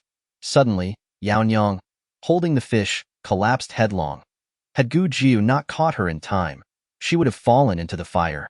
The three observed her fainting with indifference, glancing at her briefly before resuming their meal. Lord Jing looked regretfully at the fish that had only been nibbled on before being discarded, lamenting how such a fine fish was wasted. Reflecting on the past, when he would consume bowls full of shark fins and abalone, he found it hard to swallow, mentally recalling the exquisite delicacies he had enjoyed, realizing that nothing could compare to a mere fish. After a while, Baiyu emerged from the woods, saying nothing, simply handing Gujio a piece of rope. In Lu County, Sun Erlang was having his meal when he Xiaomei, weeping and wailing for half the day. Grew irritated seeing his lack of response. She pushed him, saying, you lifeless one, did you hear what I said? Sun Erlang replied absently, continuing to eat. You deadbeat, can't you say something? He Xiaomei leaned in to twist his ear. What do you want me to say? Just look at where we are. Be careful the old master doesn't he throw you out. Sun Erlang snapped back annoyed. If the old master saw you getting hands on with me, he wouldn't be pleased. I'm just anxious. He Xiaomei pouted, retracting her hand. You don't know, these past few days, going out felt like dodging a disaster. It's just dreadful. I've been left covered in blood. I am convinced I'm a harbinger of doom. He Xiaomei stated with conviction. Mind your words. After all, he is my nephew. Sun Erlang shot her a warning glance. What, do you wish for him to remain in your care for eternity? Wouldn't it be even better if you took his mother along with you? He Xiaomei, upon hearing these words, was infuriated. Let me tell you, perhaps our Debao was cursed to death by him. Enough, enough! Sun Erlang set down his bowl, completely devoid of appetite. He had but one seedling, and now it was gone. The grief swelling within him was indescribable. Do not speak of baseless things, rather than a warning. This statement served as encouragement. He Xiaomei, invigorated by his words, retorted. How could I be speaking nonsense? That fortune teller even told me to prepare for the worst. With that, she began to weep. Do you not want our son anymore? What? You are pregnant? Son Erlang jumped up in shock, rushing to her side. You truly are. His expression shifted between astonishment and elation as he gazed at her belly. No. Xiaomei shot him a disdainful glance. Right now, even if I were, would I be able to carry it to term? What nonsense are you uttering? Son Erlang slumped back down, reclining in despair. It's not just about this bowl of rice. It's about the fate of little Tung. Even I am affected so severely, let alone a fetus. As long as he is around, how could I conceive? And even if I did, who knows when he might be cursed away? Son Erlang, do you not desire a son? The mention of a son struck a chord deep within Son Erlang. How could he not yearn for a child? He was nearly driven to madness by the thought. Chapter 68. Xu Shang sat there, holding a cup of tea and a scroll, cracking sunflower seeds. Imadajo was busy at the square table, shavings flying everywhere as he worked. Scholar, what exactly did you discuss with my father? He inquired, turning back with a hammer in hand. Xu Shang cast a sidelong glance at him. Why not ask your father yourself? I fear he might strike me with his smoking pipe. Madajo replied, vividly recalling the imagined scenario. Then are you not afraid of me striking you? Xu Shang chuckled lightly, taking a sip of tea and offering him some sunflower seeds. Take a break. Remember to make a few more chairs, the kind with backs. Got it? Madajo waved him off. I'll finish this first. By the way, why are you fixing the roof and making other things? Is it for a bride to celebrate the new year? Xu Shang replied, wearing a proud expression. Imadajo glanced at him, muttering under his breath. Could it be that my mother has spoken of it? What did you say? Xu Shang asked in surprise. Are you speaking so softly for the ghosts to hear? I mean, scholar, can you not speak of ghosts? I'm not afraid of that. Eventually, you will scare me. Madajo protested, feeling quite wronged. That only shows you were afraid from the beginning. What does that have to do with me? Xu Shang replied dismissively, continuing to crack seeds. Suddenly, he remembered he had a bag of sweets, honey 3 knives. He quickly retrieved it. After all, he had painstakingly asked Xinya to buy it for him. Stuffing one into his mouth, he reclined comfortably. What a pity I lack a rocking chair, he asked. Dajo, can you make a rocking chair? I'm not very good at it, but my master can. Madajo thought for a moment and replied. Although his own rocking chairs were not particularly sturdy, I can't weave that. Have your master make me too? Xu Shang exclaimed, stuffing another sweet into his mouth. You should go speak to him yourself. My master is my uncle, and he usually just makes cabinets to sell at home. You might as well go take a look and take what you fancy. All right, Xu Shang glanced at the sky. Is it far? Does he provide meals? Madajo was speechless. He felt that the latter question was the more important one. He does, he replied, somewhat irritably. Does he have any signature dishes? You can ask my aunt to make you some hot cakes. Madajo said, salivating a bit. Ever since he graduated, he hadn't visited much, partly because his mother disapproved, and partly because it seemed inappropriate to go empty-handed. All right, Xu Shang stood up, stretching lazily. The stool was too small, and sitting for too long made his back ache. Suddenly, a melody wafted through the AI art. Imadajo listened, wide-eyed with longing. It sounds just like bird song, truly beautiful. That's a flute. It doesn't seem right. Xu Shang muttered, when suddenly, feeling the urge, he dashed out, looking at the door. I'm just stepping out for a moment. Imadajo was dumbfounded. Where are you rushing off to? At the entrance, someone was peeking in. Madajo sighed. Mother, what are you doing here? I thought I'd come see you. Aunt Ma saw a plate of sunflower seeds on the stool and unceremoniously grabbed a handful, stuffing them into her sleeve pocket. Then started cracking them, shells flying everywhere. While you're working, how much silver does the scholar pay you? Mother, Madajo replied helplessly, have you forgotten that I still owe the scholar money? Aunt Ma's expression darkened. She had indeed forgotten and shot him an irritated glare. You still haven't repaid this little amount of silver? Truly useless. Madajo was furious. Mother, could you spare me a little silver? Where would I find that much silver? Aunt Ma nearly leaped up to scold him. Madajo, unwilling to argue further, waved his hand weakly. Mother, just go back. Don't wander around aimlessly. Soon, Xiaomai will be getting engaged, and I haven't even seen my future wife yet. Who told Xiaomai to be so capable? Aunt Ma said, a hint of pride creeping into her voice. Perhaps we can save on the betrothal gifts. Seeing his mother smile like a weasel sneaking a chicken, Ma Dazhou was at a loss for words. Outside, Xu Sheng spotted the person he wished to see in the bamboo grove at the back of his house, excitement illuminating his face as he rushed over. Heroine? I thought you had forgotten me. Qinya pushed his face away from her chest with annoyance. We just saw each other the day before yesterday. Who was it that devoured a feast of roasted meat? And, do not lean on me, she warned. Why must you be so heartless, heroine? Xu Sheng gazed at her with misty eyes, utterly forlorn. After silently observing him for a moment, Qinya suddenly pointed to a bamboo behind him. What do you think of that bamboo? Xu Sheng turned to glance, noting its robust stature and healthy growth. It looks quite good then. Without warning, he was taken up the bamboo, as Qinya leapt and perched atop its highest point, standing on a bent section. Xu Sheng's hands and feet trembled. Heroine, I have a fear of heights, he cried out, his voice tinged with distress. The air up here is refreshing. It's good for a change of perspective. With a firm push, the bamboo bent toward the ground, plummeting rapidly from a height of dozens of feet. Xu Sheng felt certain his face would soon meet the earth. I fear heights. His voice pierced the sky. The wind rushed past, causing their clothes to flutter wildly. Qinya gazed out at the distant scenery, feeling unburdened. Meanwhile, Xu Sheng, clinging to her like a snake, murmured, If I fall, I'll be a pancake. Could you loosen your grip? I can hardly breathe. Qinya nearly rolled her eyes to express her exasperation. Oh?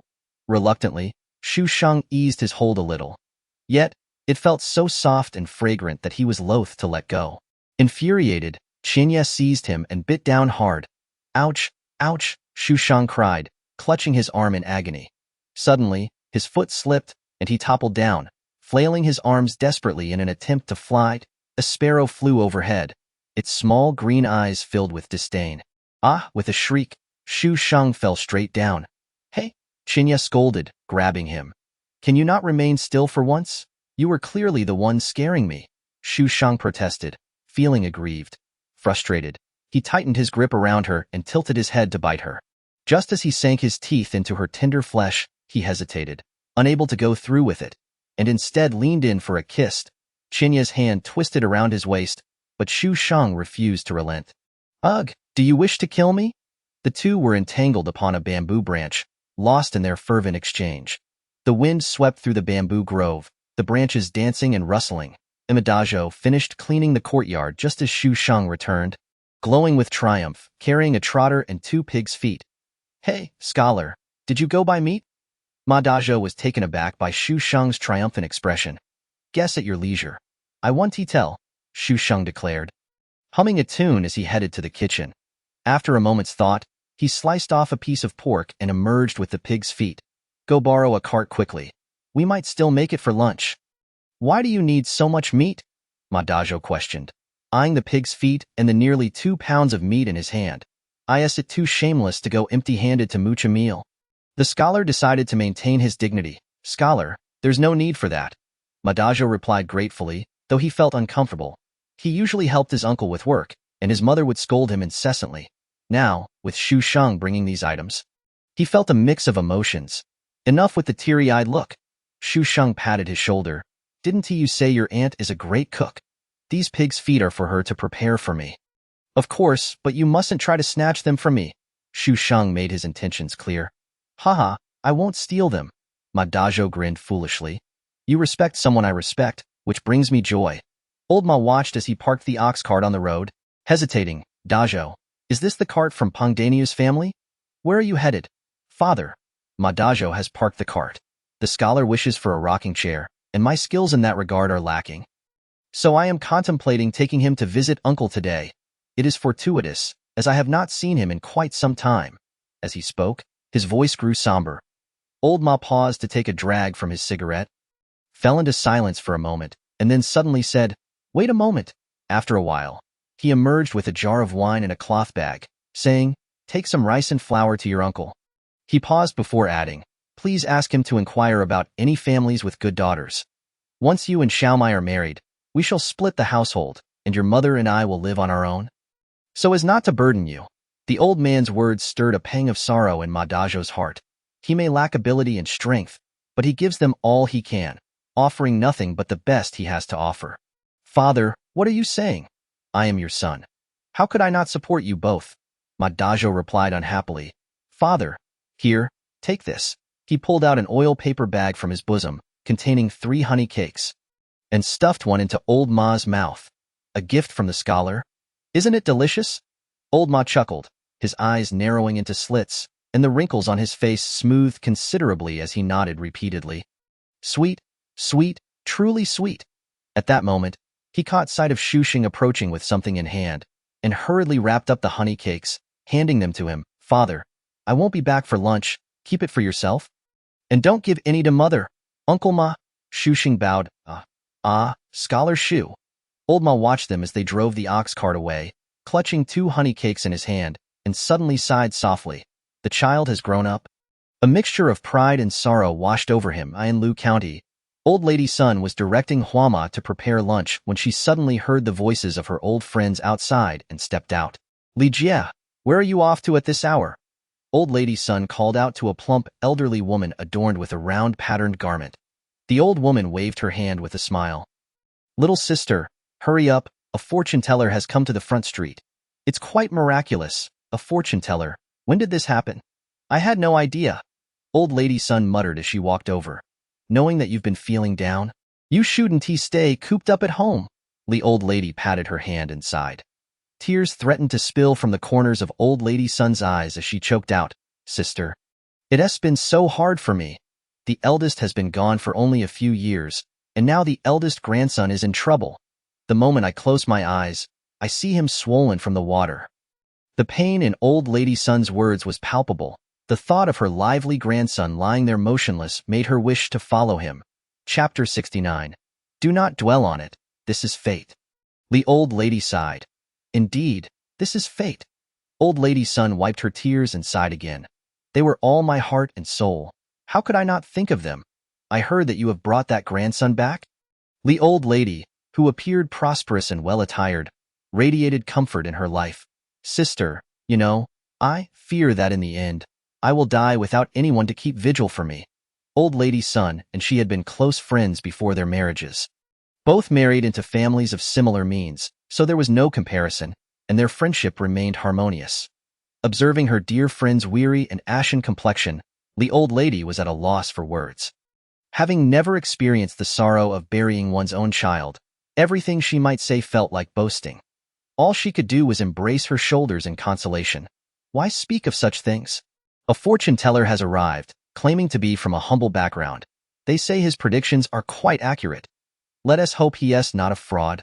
Old Lady Sun felt a stir of interest yet hesitated. They all claim he is very accurate with that. The old lady also grew uncertain.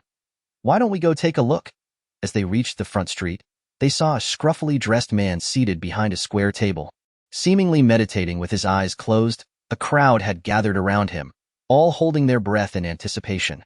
The man, still with his eyes shut, extended his finger and casually traced a symbol in the air before pointing at one of the pale.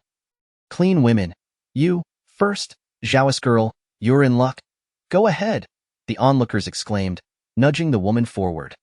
Zhao Wangshi smiled shyly, approached the table, and extended her left hand, saying, Sir, I... The man raised his hand to stop her. Stroking his little mustache as he said, You wish to inquire about marriage? Ha ha ha, does she even have a son old enough for that? Someone nearby chuckled, covering their mouth. The fortune teller glanced at her and said to Zhao Wangshi, You wish to ask about your youngest son's marriage? Zhao Wangshi's eyes brightened as she replied hurriedly, Yes, yes, my youngest son and daughter-in-law argue every 3 days and fight every 5. I dread hearing commotion from their room. Now my daughter-in-law is pregnant. Yet they still continue this way. Not a day goes by without quarrels. Do you think they will? She cautiously glanced back and whispered, When will it all fall apart? State their birth dates. Zhao Wangshi opened her mouth to speak, but he waved his hand. The birth dates must not be disclosed to the public. Just whisper them. Zhao Wangshi felt he must be a true expert. Well, the zodiac signs are rooster and dog. No wonder you say they are always in a ruckus. When rooster and dog are well matched, it leads to chaos, but when poorly matched, it results in disharmony. What? Zhao Wangshi panicked. My household is already in chaos. It will soon be in disarray. What to do? With 3 children at home, the eldest is steady, the second daughter is compliant, but the youngest is always causing a stir, making it hard for me to eat in peace. This chaos has a saying. If they are not enemies, they do not gather. It's called mixed fortunes. See, they may quarrel, but they have never held grudges overnight. They fight openly and then reconcile behind closed doors. That is a well-matched fate. Mixed fortunes? Mixed fortunes mean your son's fate has shifted. Yes, indeed. When I was pregnant with him, the circumstances were unfavorable. He was born a month early, and we almost thought he wouldn't survive. No matter, mistakes happen. The fortune teller shook his head, closing his eyes with a sigh. 6-1. Next. As she observed, his prediction seemed accurate, and he exuded an air of wisdom. Old lady Sun felt compelled. She tugged at the old lady. Sister, look. Let us have him take a look. It's only 6-1, with their modest fortune. 6-1 was negligible. When the fortune teller pointed again, old lady Sun stepped forward, following his finger's movement. Finally, the fortune teller, feeling exasperated, said, All right, dear lady, what do you wish to inquire about? Take a look at me. She extended her left hand. Your fate? A smooth childhood, a quick marriage leading to a fragile child. In your later years, you will bury your own child, twice. He continued, saying more, and old lady Sun nodded vigorously. Yes, that's right. Why did my eldest son die so young? You forced it. Had you waited a year, this fate would have been much better. Upon hearing this, old lady Sun wept. It turned out that when she entered the family, her father-in-law was gravely ill, and before passing, he wished to see his grandson, urging her to conceive early. At that time, she was young, and almost did not survive childbirth. Not far away, Ma Swayer observed the weeping old lady Sun and, with a flick of her eyes, went to seek out He Xiaomei. At the Sun family's entrance, He Xiaomei was puzzled, wondering what she wanted. If there is something, speak quickly. We haven't prepared your meal at home. He Xiaomei replied impatiently, her anger rising at the sight of her long face. I made a garment. You can dress it on Xiao Ting and tell him it's just like being at home. After saying this, she hurriedly left. He Xiaomei was taken aback, examining the garment, and suddenly discovered a talisman sewn into the hem. This heartless person makes my head ache, she sneered. How naive does she think I am? Clenching the talisman, she wore a fierce expression. The muddy road was riddled with potholes. The two of them swayed as they made their way to the destination. Upon entering the village, Ma Dajo called out, Auntie, Auntie. His aunt's home was conveniently located at the village entrance, and it was the first thing he saw upon entering. Oh, Dajo, what brings you here today? The elderly woman, whose clothes had faded and whose mouth had lost several teeth, exclaimed in delight upon seeing him. Wait a moment. I'll call your uncle. Turning, she called out to the house. Old man, come quickly to see who has arrived. After calling, she beamed at him. What is going on?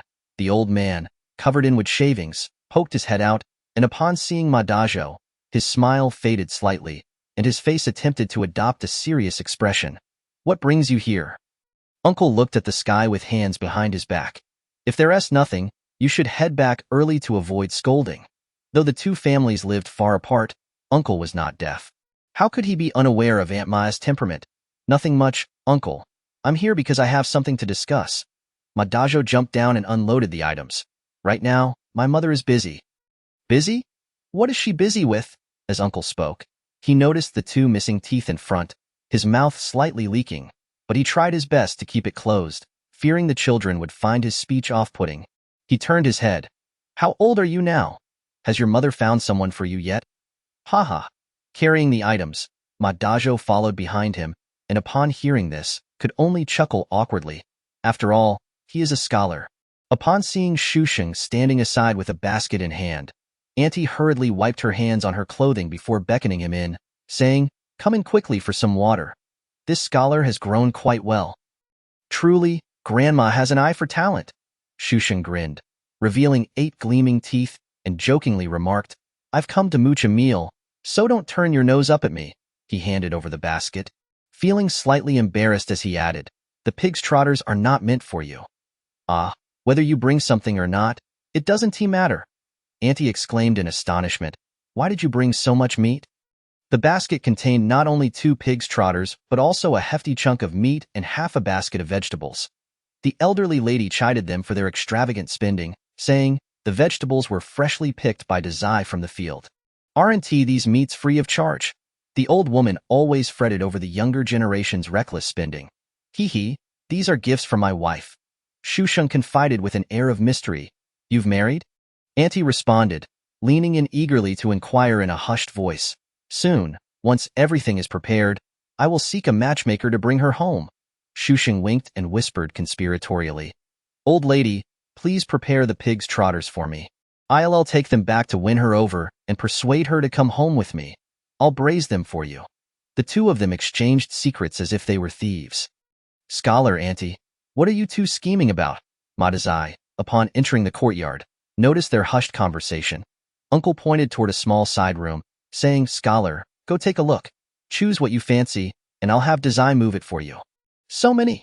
Shusheng marveled as he stepped inside, where various well-crafted items were neatly arranged, all polished with tung oil. This desk is splendid. I must have this chair, and this wide, round rocking chair. I'll take this bamboo-woven rocking chair too. He gestured excitedly, while Madazai resignedly began to move them out. Suddenly, Auntie waved at Shusheng, and when he stepped out, he saw her holding out a bowl of freshly fried orchid petals for him. I heard from Desai that you're still a scholar.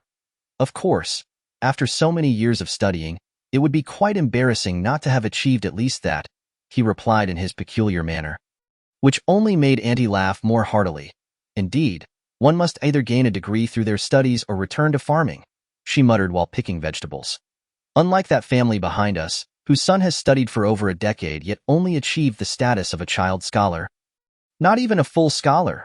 Suddenly shifting the topic, she glanced outside where the two men were gesturing toward the rocking chair and quietly asked, Do you know how Desai has been these past 2 years?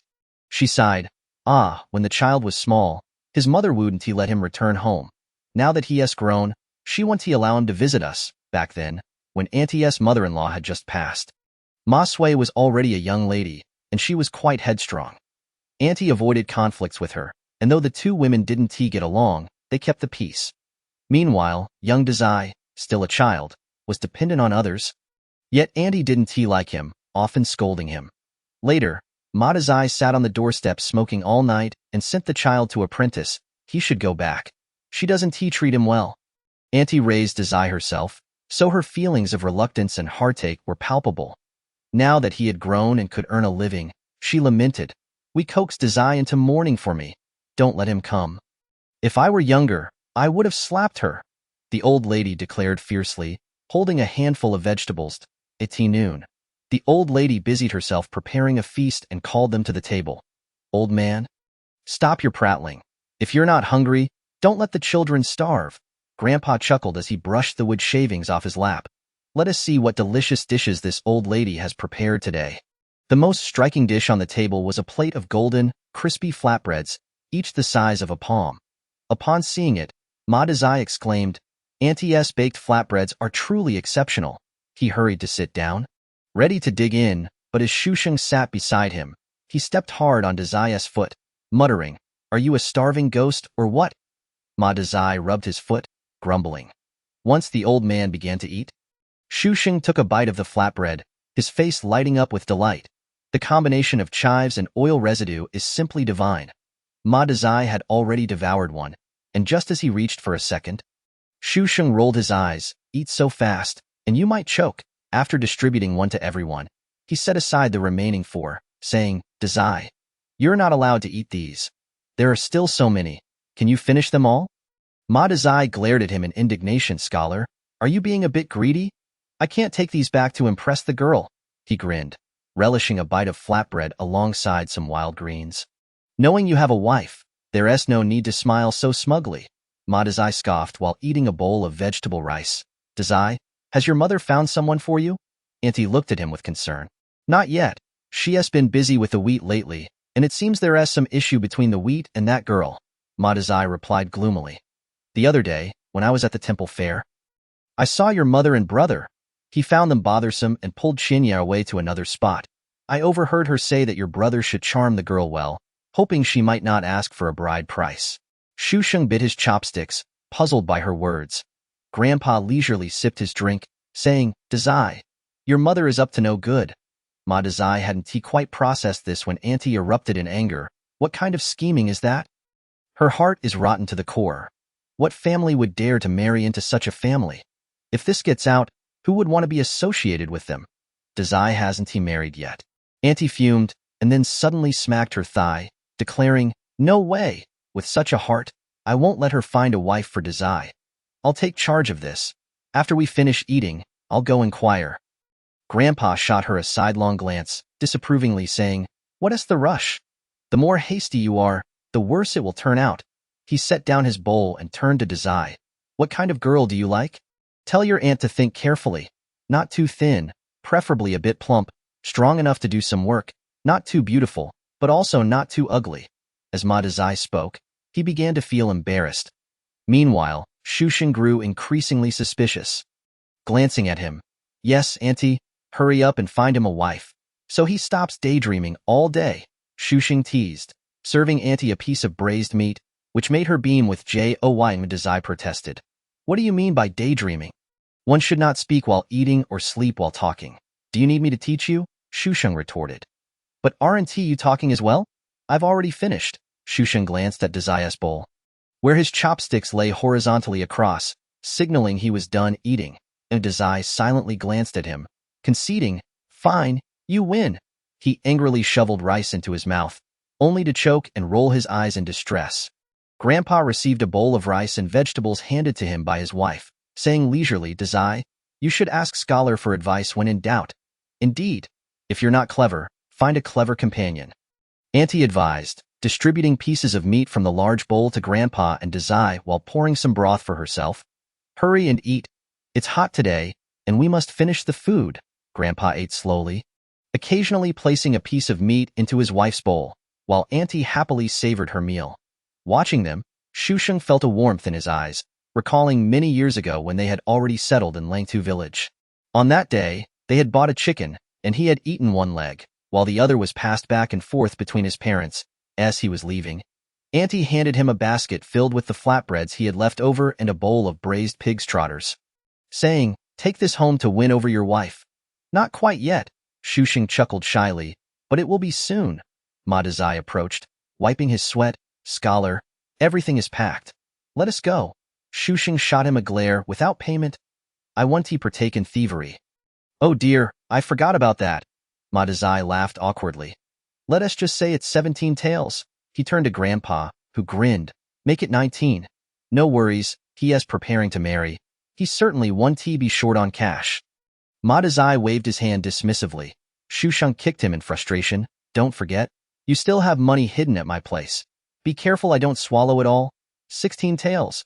Shusheng pulled out the silver for Grandpa, pointing at the grinning Ma Dazai and saying, There is still 1 tael. Let him pay that. The ox cart ambled away, trailing the setting sun. Suddenly, a silence fell, and Auntie seemed a bit unaccustomed. Ah, the child should stay for a few days. The child has important matters. Grandpa squinted toward the horizon. Didn't they say they would return to prepare a new house for the scholar? With their departure, a sense of emptiness settled in. Auntie, hunched over, slowly made her way home. Behind her, Grandpa remarked, Aren't you supposed to find a wife for Dazai? Don't dawdle. His mother might just come looking. Indeed, as I observed, my aunt suddenly straightened her back, and her legs, no longer aching, were filled with newfound vigor. Her heart is not in the right place. She must not be allowed to find her. With that, she dashed into the house, grabbed her shoes, and hurried towards the back village. The old man chuckled at her. As dusk descended, Chinya sat atop the shuja roof, pondering why she had not yet returned. Suddenly, 2 figures appeared, limping back home, fumbling as they sought to unlock the door. Doo-doo! Chinya stood at the entrance, frowning. Hadn't they just returned? Why had they not opened the door yet? Who is it? Who's there? The voice from behind the door trembled slightly. It's me. Oh, Chinya, Shusheng replied, yet showed no intention of opening the door. It's late. I have things to do. Let's talk tomorrow. I'm going to sleep now. Chinya was taken aback, unable to believe that the person who had embraced her earlier in the day was now acting so coldly. Surely, he could not have changed his heart after just a brief outing. After a while of silence, feeling dejected, she retreated to her room, laying her head down on the table, murmuring, "He really has gone. Hasn't he? How could he not have persisted a little longer?" Shushing felt despondent, resting his head on the table, devoid of interest in life. A hand placed an oil lamp before him, and Shusheng squinted, hastily raising his hand to shield his eyes. "Don't block it. I can see perfectly well." Chinya crossed her arms, regarding him with a cold smile. "Who blocked it? I merely found the oil lamp blinding." He subtly hid his face under his arm. Chinya, half amused and half annoyed, pulled him up. "Speak. Who did this to you?" "What do you mean? Who did this?" Shushing's gaze wandered, his guilty conscience preventing him from meeting her eyes. "Did you fall on your own? How could you end up in such a state?" Chinya's voice was laced with suppressed fury. His face was swollen like an eggplant, his eyes squinted almost shut. And yet he stubbornly insisted he had merely fallen. "What nonsense!" The heroine was furious, and Shushing weakly replied, "I didn't want you to worry." "Oh, really? I thought you believed I couldn't handle it." She huffed indignantly, "Haha, that's the sore spot. Only someone with a knocked head would say that." He mumbled, "Actually, I was afraid you'd scold me. Fool." Chinya glared at him, gritting her teeth in frustration. They had merely been robbed. But he had wanted to bring back that pig trotter for her, and look where that had led. He touched the bruised corner of his mouth and chuckled foolishly. "Fool." Chinya applied medicine to his injuries, her teeth itching with anger. "Could you not have run away first and called me later to retrieve it? Do you want me to be useless?" Shusheng lowered his head. "Then if I study harder than you, would that also make me useless?"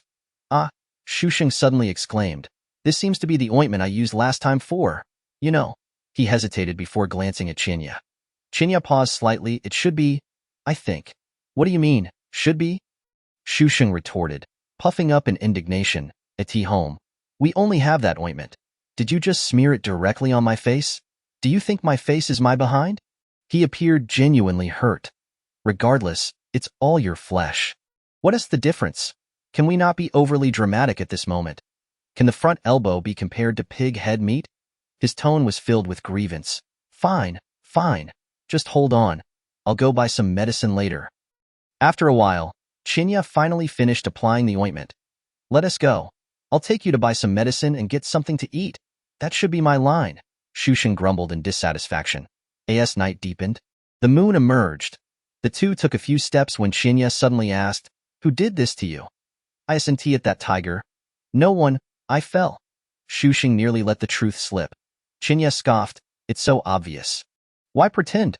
Should I ask the person who returned with you?" "No way." Shusheng jumped up, shouting. "All right, it was actually that tiger from the market who tried to swindle Madajo out of 2 taels of silver. We ran into him and his drunken friends on our way back." He spread his hands, appearing quite dejected. "Tiger? Chinya thought for a long time before recalling that he was the one who attempted to swindle Madajo at the market. "Hey, since they even robbed the cart, are they so poor that they have only seen dirt? They should at least return the cart and ox. That was borrowed. I heard they were planning to slaughter the ox for meat." "That's an ox. All right, stop sulking. It affects my mood. Let us go. I'll take you to seek revenge." With a wave of her hand, Chinya appeared ready to storm in and annihilate them without mercy. Chapter 71. Hiding outside the window, Chinya squinted to peer inside. A group of people was drinking, playing dice and feasting heartily, living quite the carefree life. "Is this the group? It seems one is missing." "No hurry. They can't escape."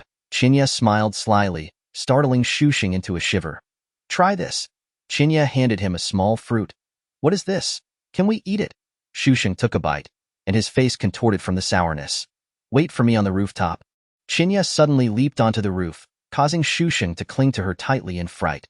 "Here, take this." Chinya stuffed half a bag of green fruit into his hands, then leapt down, about to push the door open when she paused, reconsidered, and found a piece of cloth to cover her face before kicking the door open with force. Inside, Tigerda was boasting with his ruffian friends. "I've had my eye on that bookish fool for a while now. Don't he think that just because he has some broken scholar title, I want to beat him up?" He laughed maliciously. Others chimed in, "Exactly.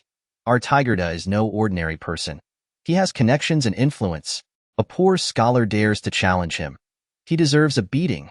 Unexpectedly, this scholar, despite his shabby clothing, has quite a bit of silver. And that ox, we can slaughter it tomorrow and feast for several days. The group exchanged words, reveling in their delight. Hey, where Escoer? Is he off eating on his own? Someone murmured, glancing towards the door. Before the others could respond, a loud crash echoed through the room, followed by the door being kicked open, a fierce gust rushing towards them. Chinya entered with a cold smile, surveying the crowd. Just one missing? No matter. They can't escape. Saying this, she kicked a table aside. The room erupted in chaos as 8 or so people scrambled in all directions. Tiger Da's eyes turned red with rage as he rolled up his sleeves and charged at her. Chinya showed no mercy, yanking him off balance, then delivering a vicious elbow strike to his waist, causing him to fall with a cry. Chinya sneered, since you're so tough, I'll make you even tougher. With that, she stepped onto his leg, applying pressure until a sickening crack echoed, breaking it. After 3 sickening cracks, Tiger Da was left gasping on the ground. The others who had thought to help froze in shock, their eyes wide, then quickly retreated, contemplating how to escape.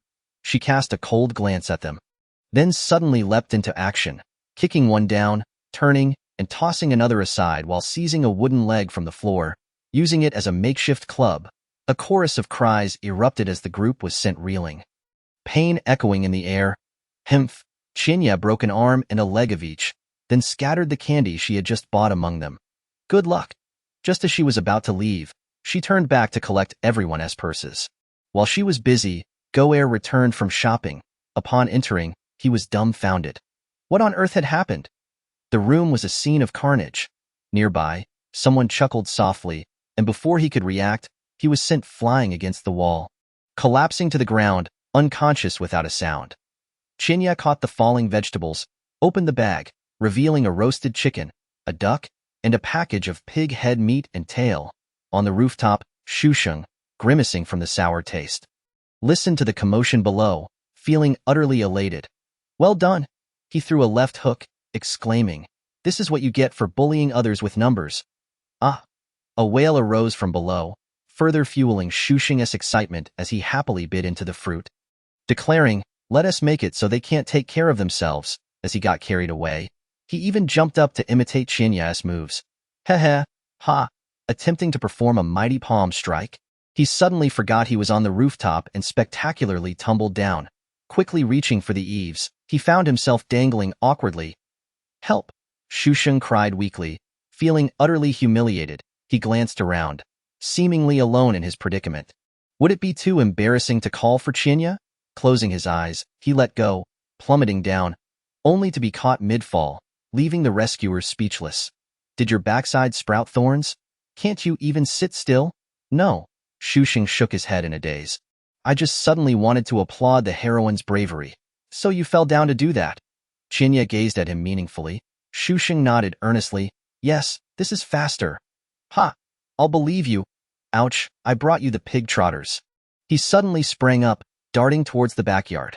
The ox cart and belongings remained undisturbed.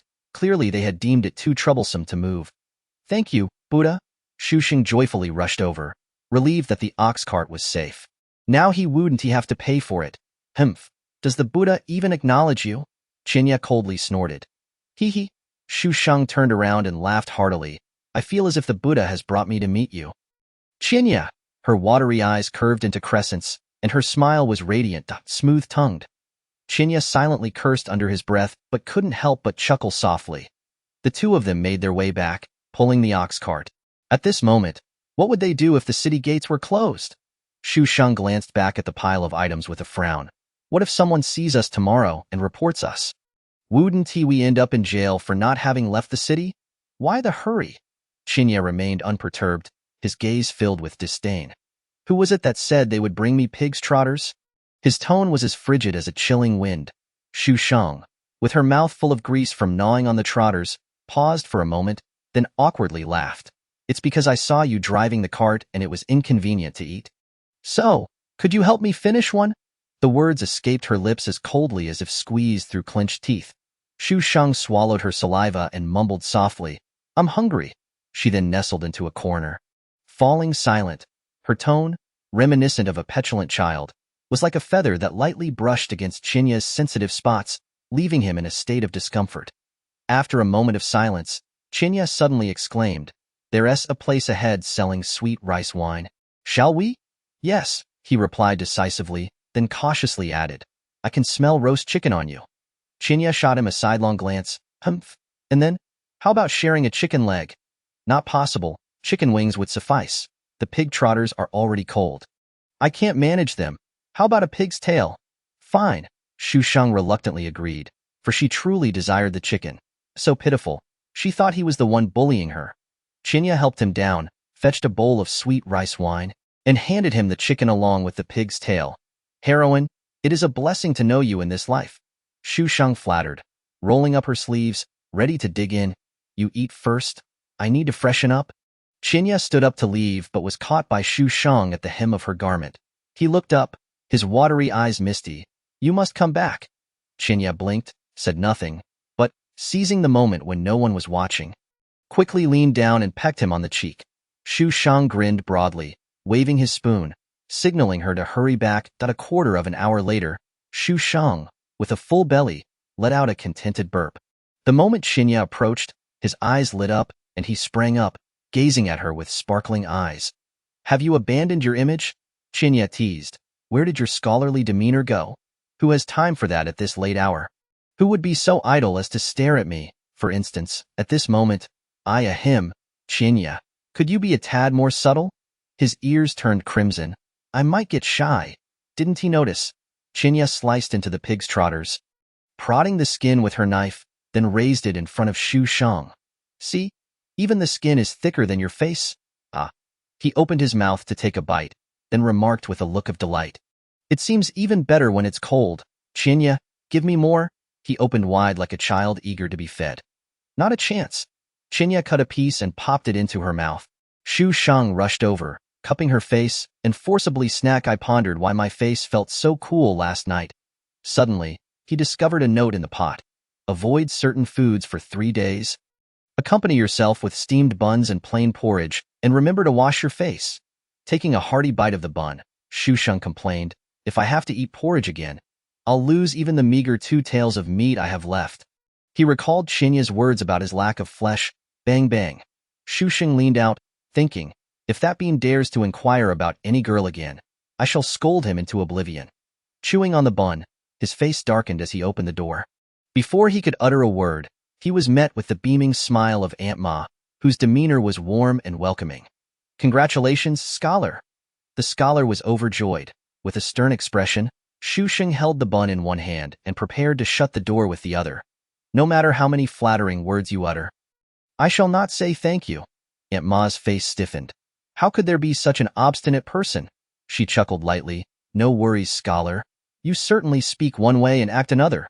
She even took a handkerchief to wipe his face, then feigned a shy expression. A chill ran through him, and Shu Sheng let out a tremendous sneeze. "Achoo. Have you fallen into a flour bin?" He retreated a step in disdain. "What?" Aunt Ma was puzzled. "How could I possibly fall into a flour bin?" "Then why does it seem that flour is falling from your face as you speak?" Shu Sheng responded, sneezing once more. "Achoo. Get back. You smell is suffocating me." His nose protested. "Wait. Step back." Shu Sheng pinched his nose and pointed at her. Aunt Ma, displaying a mix of helplessness and indignation, retreated further. "All right, speak." Shu Sheng felt his nose could finally breathe. "When is scholar planning to propose to the Song family? I need to prepare." She seemed to envision heaps of betrothal gifts beckoning her. "Why would I propose to the Song family? Besides, whether I propose or not seems irrelevant to you." Shu Sheng regarded her with suspicion and caution. "Scholar, do not be so shy." Aunt Ma covered her mouth and laughed. "Big Bean has already told me, saying you're renovating the house for the purpose of marrying." Aunt Ma scrutinized him, suspecting he was reluctant to give betrothal gifts. "Indeed." Shu Sheng nodded, then grew puzzled. "I intend to marry." "What of it?" "Then that is settled." Aunt Ma clapped her hands and exclaimed, "I must prepare, prepare." Confounded, Shu Sheng could not fathom the source of her delight and bluntly stated, "Aunt Ma, I presume you have many tasks to attend to, so I shall not detain you." Scholar, I haven't finished my words yet." Aunt Ma faced yet another closed door, infuriated as she kicked it. Suddenly, the door swung open, and she nearly stumbled, hastily steadying herself against the wall. Stop kicking, or you'll break it, and I'll demand you compensate for a door of even finer quality. Shu Sheng leaned out. If you insist on being a meddlesome matchmaker, first resolve your son's issues. Get lost, both of you, Aunt Ma shouted at the entrance. Get lost? Certainly. Let us split the family. Otherwise, my daughter and I would rather starve to death at your doorstep, the oil mill. Just as Ma Sui'er finished her sentence, He Xiaomei emerged, her face aflame with fury. What, do you still want the oil mill? Either half of it or silver. Otherwise, I'll perish, and you won't live either. Let us all stop playing. As Ma Sui'er left the Sun family with her bundle and child, she burst into tears. Mother! Sun Tang tugged at her sleeve. Then, He Xiaomei stepped forward, hurling a handful of melon seeds at her face. From now on, don't return, and take your jinx with you. What you cherish may not be valued by others. Ma Sui'er retorted without reservation. This is my home. From now on, you'll be begging for scraps, so remember to steer clear. Humph, rest assured, I shall absolutely never return. Ma Sui'er's demeanor turned serious as she held her head high and coldly declared, I weep because I have finally escaped this household. Years ago, she had desperately sought to leave, only to find herself without a place to go. Later, she wished to remain forever, yet the person she longed for had departed. From this day forth, I have no ties to you. You can no longer scold me by virtue of your status. Remember, it was not you who expelled me. I chose to leave, my daughter, and I shall never return to implore you. Ma Sui'er fixed her gaze on the figure of old lady Sun at the door, a surge of resentment swelling within her. You bring misfortune, causing my son's death. Misfortune, misfortune, misfortune. That term has haunted me since I entered this door. Sometimes I even wonder if it was indeed your curse that led to his untimely demise. I wish for my life to be resilient, so I may cause you misfortune, with a cold laugh. She turned and took her son by the hand, ready to leave. Wait, madam. Tai Luopan emerged from the Sun residence, stroking his short beard. Master! Old lady Sun called out in haste. Tai Luopan raised a hand to stop her approach. Madam, your later years shall be desolate. Prepare yourself. What? Startled, old lady Sun leaped up. Master, did you not assess my family's feng shui? I should enjoy my later years and perhaps even bless my descendants. Tai Luopan sighed. I had thought you called upon me to discern why your grandson causes harm to others, seeking a remedy. I did not expect you merely wished for a glance while expelling him. He shook his head gravely, his eyes filled with pity, a self-inflicted plight. Madam, find someone with a strong destiny to suppress him. Once your son matures, it will pose no issue, with a flick of his sleeve. He strode away. It turned out that today, old lady Sun had summoned him to inspect the feng shui. Upon seeing her grandson, Sun Tong, she had merely asked, why does this child cause harm to others? The fortune teller remarked that his destiny was too strong, like a fierce tiger, uncontrollable and prone to injury. Instantly, old lady Sun ordered Ma Sui'er to take her child and leave. Having seen through old lady Sun's character, Ma Sui'er pretended to argue for a moment before turning to leave with her child. As she glanced back, she felt the shadow of the past. After 8 years, she had finally emerged. Mother, where are we going?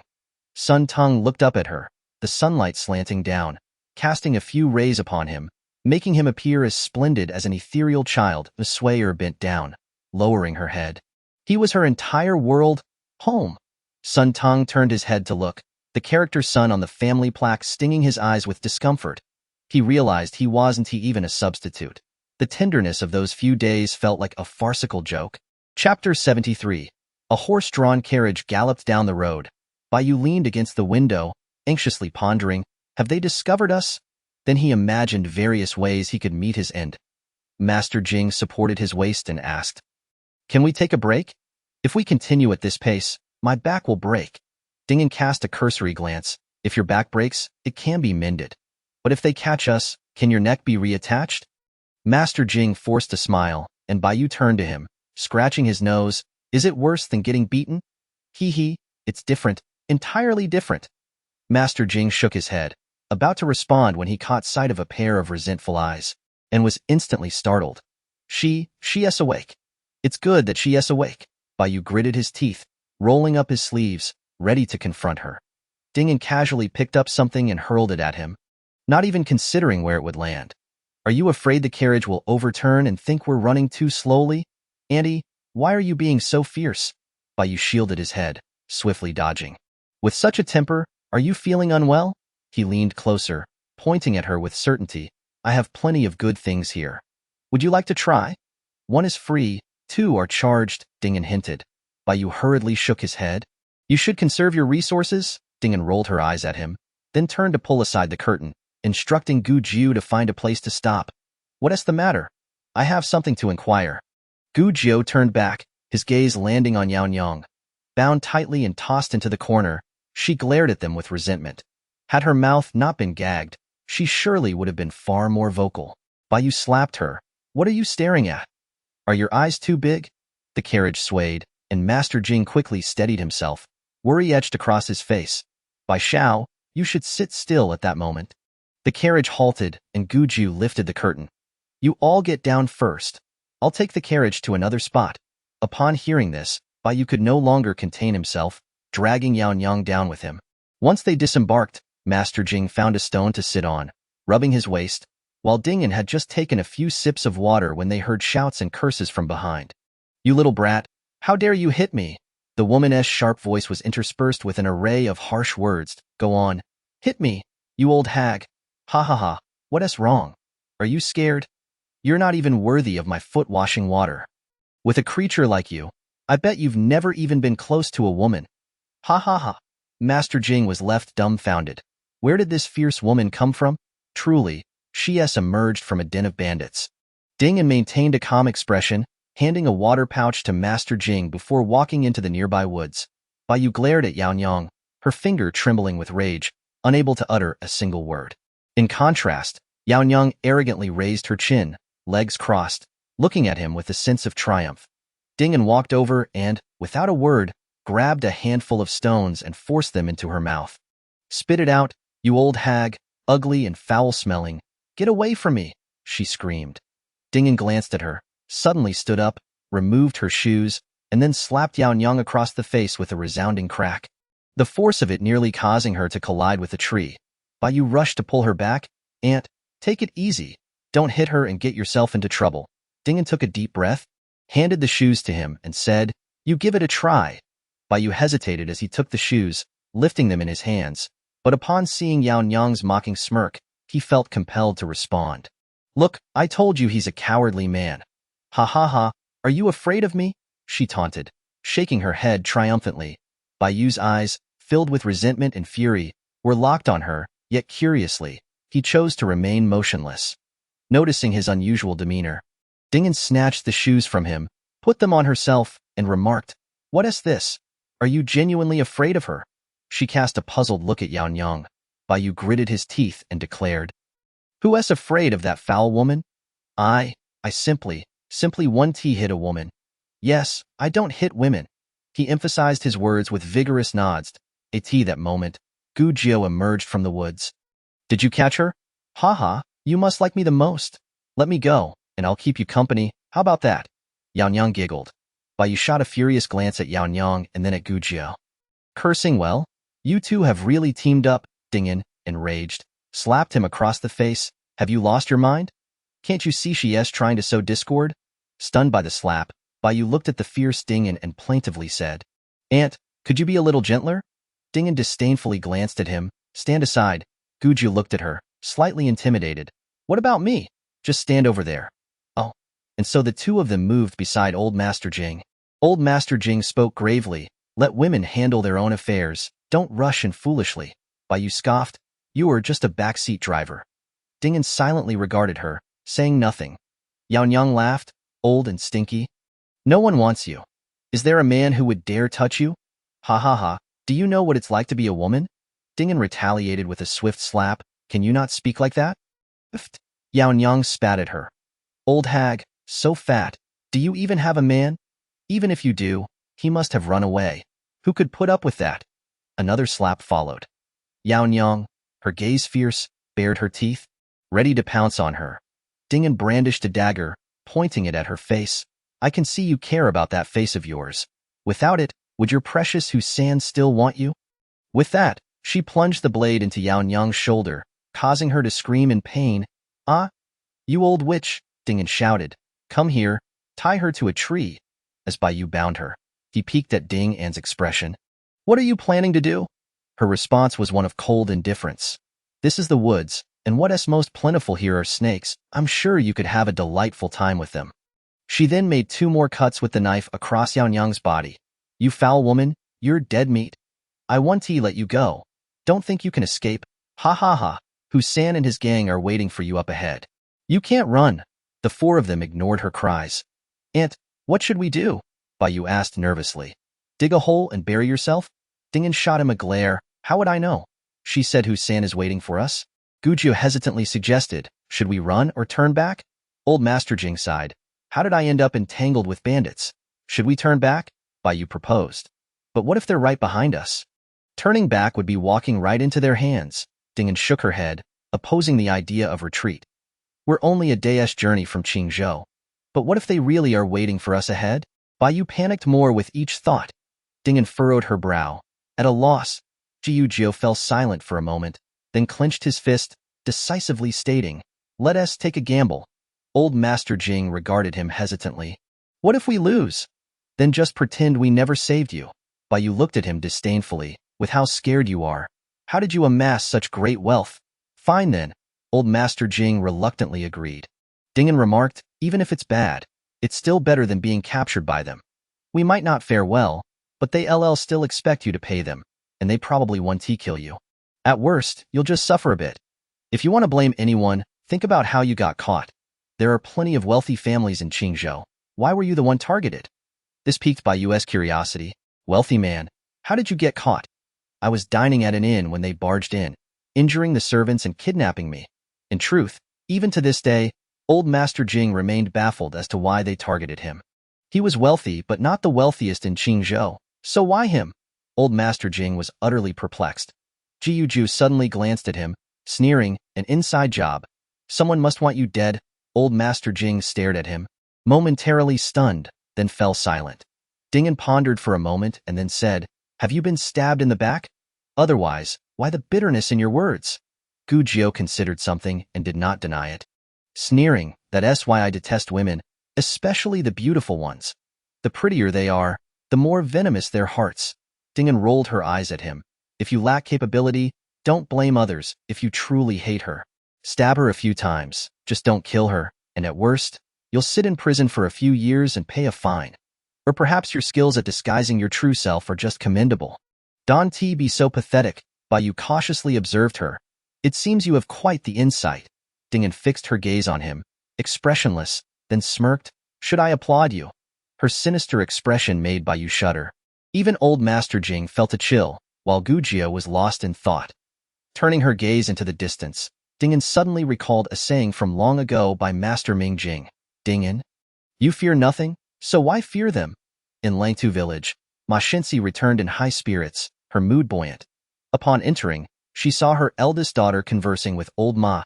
Immediately, she interjected with a sarcastic tone. Oh, who is this? I is this Mata girl. Who said she'd never return? What is this? Now you're here to impose on my family. Ma Swayer cast a glance at her and turned to old Ma. Father, can you help me find out if there is any news? If there is, have Dajo send me a message. All right, I'll remember. Old Ma nodded, casting a warning glare at Ma Shenxi huffed in frustration. This ungrateful girl. How many times has your father warned you? Why are you leaving as soon as you see me? Ma Shenxi scolded. You're grown now. Can't you greet someone? Father, I'm leaving. You take care of yourself, don't get angry with her. It's not worth it. Ma Swayer completely ignored her. You ungrateful girl.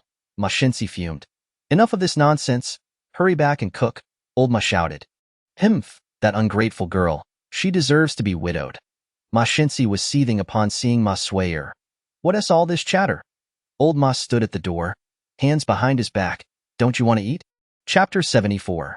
Ma Dajo happily approached, carrying Sun Tong on his shoulders, who had a piece of candy in his mouth, likely the first time anyone had ever carried him this way. The child was grinning widely, his eyes squinting with delight. Sister, why did you leave? Upon seeing Ma Swayer heading out, He raised the vegetables he was holding. Sister, I bought meat. Let us have a meal with Xiaoting before you go. No need. Ma Suier waved her hand. Xiaoting, come down. We're going home. Sister, let us eat before you leave. You haven't been home in years. Ma Dazhou expressed a mix of reproach and concern. I don't want to see her, Ma Suier replied, eyes downcast. Sister, don't be so stubborn. If you don't want to see mother, do you not want father to see me? Ma Dazhou set the child down. Look at Xiaotung. Does he even resemble a 6-year-old? Ma Suier gazed at her son, who was frail and small, his eyes timid and quiet, lacking the innocence and liveliness of a child. Suddenly, her eyes welled with tears, and she hugged him tightly. I know I'm useless. I'm sorry, my son. Mother. The child's soft body nestled against her, bringing her an abundance of courage. Moreover, I still have something concerning Xiaoting that I wish to discuss with you.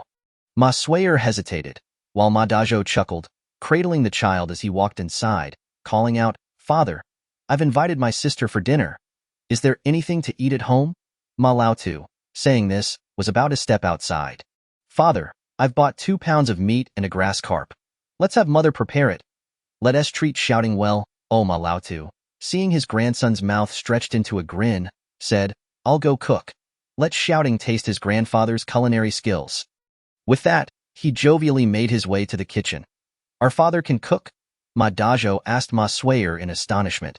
And Ma Suier, with a hint of surprise, replied, What's so strange about that? In the past, when mother couldn't cook, it was father who prepared the meals along with grandma. Even after she learned, it was still father who taught her. Father's cooking is far superior to mother's, as she mentioned Aunt Ma. Ma Suier felt a sudden calmness wash over her. Resentment would only deepen her own suffering, and she lacked the strength for that. What do you want to say to me? Holding her son's hand. Ma Suier glanced around and asked, Where's Xiaomai? Xiaomai is working as a server at the tavern and sometimes doesn't come home. Ma Dazhou handed his grandson a bag of sugar cubes, then pulled his sister to sit by the door of the main hall. Sister, have your in-laws separated? She didn't want to give me any silver, but my father-in-law finally spoke up and gave me 100 taels of silver, with the condition that I must not remarry. If I do, I must return the silver. What? Ma Dazhou exclaimed. I thought your father-in-law was a good man. How can he be so sinister? Your sister is only 23. Does he expect her to remain loyal for a lifetime? It's nothing. Ma Suier lowered her gaze, focusing on her fingertips, her voice low and drifting.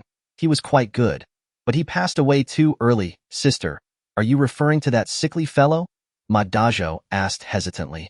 He is your brother-in-law. Ma Suier replied sternly, I care not for others, but I will not allow you to speak of him in that manner. Ma Dazhou was taken aback. He was an exceptionally good person. Ma Suier sat there, lost in thought, and suddenly smiled at first. He would always comfort me, saying not to be afraid. Before he passed, he promised he would write me a letter of release. He even feared I might not believe him. So he specially wrote one in advance. Whenever his mother scolded me, he would be the first to come and take me away, secretly saying, Mother, don't scold her. She is my wife. Mother, don't dislike her. She is the wife you chose for me. Mother, my wife is already good enough. These words echoed in her ears time and again. Whenever there was something delicious, he would secretly save some for me. He never thought poorly of me but always blamed himself for being useless. Leaning against the wall, her gaze soft and her smile sweet, yet suddenly, as her laughter faded, tears streamed down her cheeks. Sometimes I dream of him. He stands there holding a bowl of meat soup he secretly saved for me, smiling, urging me to eat more lest it be blown away by the wind. How cruel fate is. Why did he have to leave so soon? Just another 2 years, or even one would suffice. She wished he could see their son before departing. Heavenly fate can be so capricious. She covered her mouth and chuckled softly. Sister? Ma Dazhou reached out, unsure how to comfort her. So, don't speak of remarriage. Ma Suier's eyes were resolute, her voice calm. Why should I remarry? The one who treated me best in this world, the one who cared for me the most, is already by my side. Even though he has passed, his spirit remains. He wandered through the streets, clad in a tattered Taoist robe, carrying his signboard when suddenly someone patted him on the shoulder from behind. Turning around, he greeted with a cheerful smile and clasped hands. Miss, good afternoon. Over there. Chinya pointed to a nearby roast goose shop. The two entered, seated themselves, and Tai Luopan's eyes sparkled. Miss, are you treating me to roast goose? Chinya slowly shook her head. Of course not. She handed over 3 or 2 silver coins. Thank you, miss. Tai Luopan hurriedly accepted. Why are you here again? Chinya eyed him suspiciously. Surely, you're not here to steal again. Are you, miss? How many times must I say it? I am not a thief. Tai Luopan protested earnestly. He truly isn't a thief. Tai Luopan lamented. Ever since that fateful day many years ago when he had an encounter at Shuangyan Mountain, this label had followed him for life. Coming uninvited in the dead of night, lurking about. Chinya smirked. Do you think I would believe you? One might wonder what connection there was between Chinya and Tai Luopan.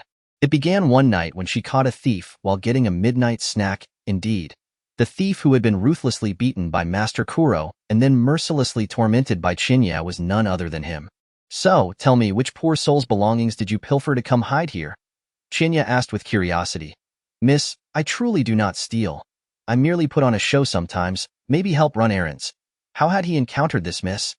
One might ask why, after nearly a decade, Chinya still recognized him. Perhaps it was because the sight of Tai Luopan crying while toiling in the fields was too vivid to forget. All right then. Tell me, what led you back to Shuangyan Mountain? You see, Tai Luopan was in a dire state of mind, wandering aimlessly at Shuangyan Mountain, and consequently got caught. Miss, I just want to take a look. Tai Luopan was sweating profusely. Next time, can we avoid jumping to blows without exchanging a word? After all these years, Chinya's extraordinary strength remained a painful memory for Tai Luopan. It hurt like hell. Is she even human? He thought. So sneaky and mysterious.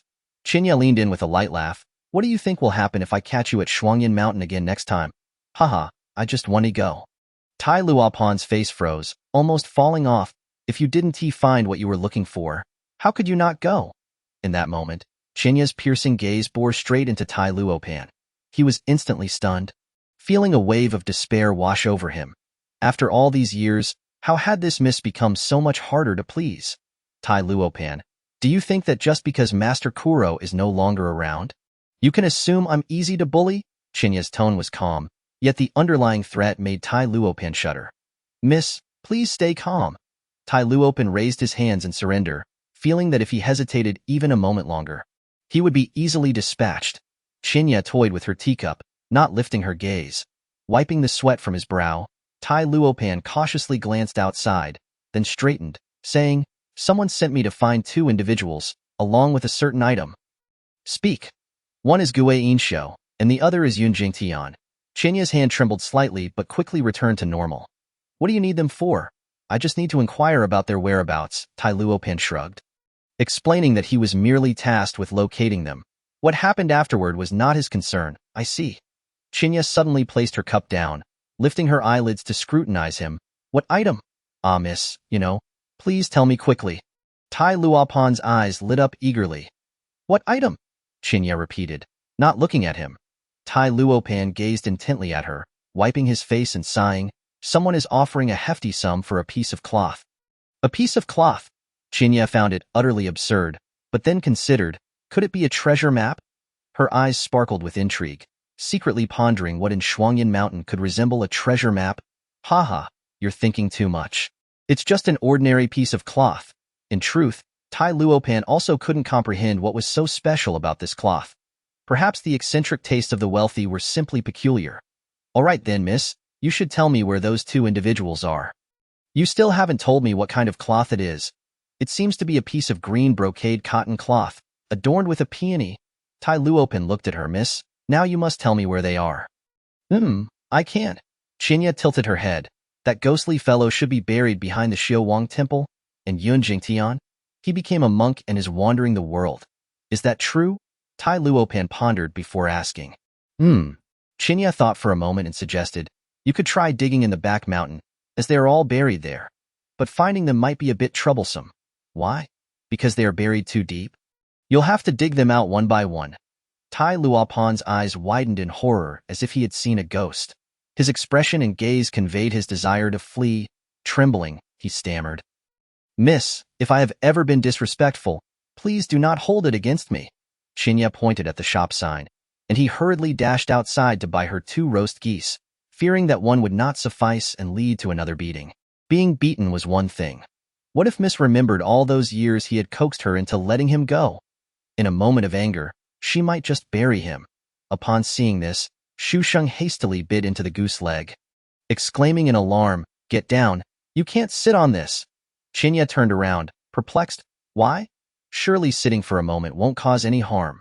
What a waste, feeding the roast goose leg to the dogs. No. Shu Sheng struggled to swallow the morsel in his mouth before continuing. This table is broken. It can't bear any weight, or it will collapse.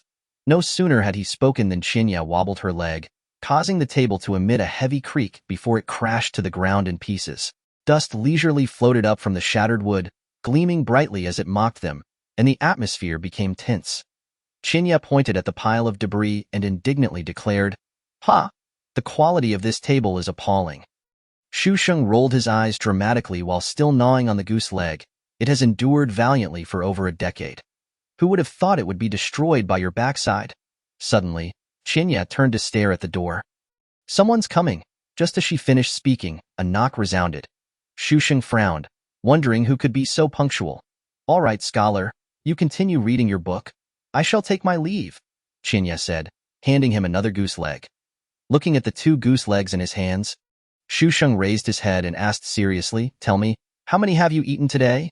Well," Chinya chuckled awkwardly. "This is the 4th one." She then approached and playfully rubbed his face before dashing off. Shu Sheng leisurely finished 1 goose leg before picking up the partially bitten bun and slowly made his way to the door. Outside, Ma Swayer, seeing no one had come to open the door, remarked, "Dido, could it be that no one is home?" Ma Dido shook his head. "Impossible. He wouldn't run around with his injuries still unhealed, by the way." "I haven't asked you. What happened to your face?"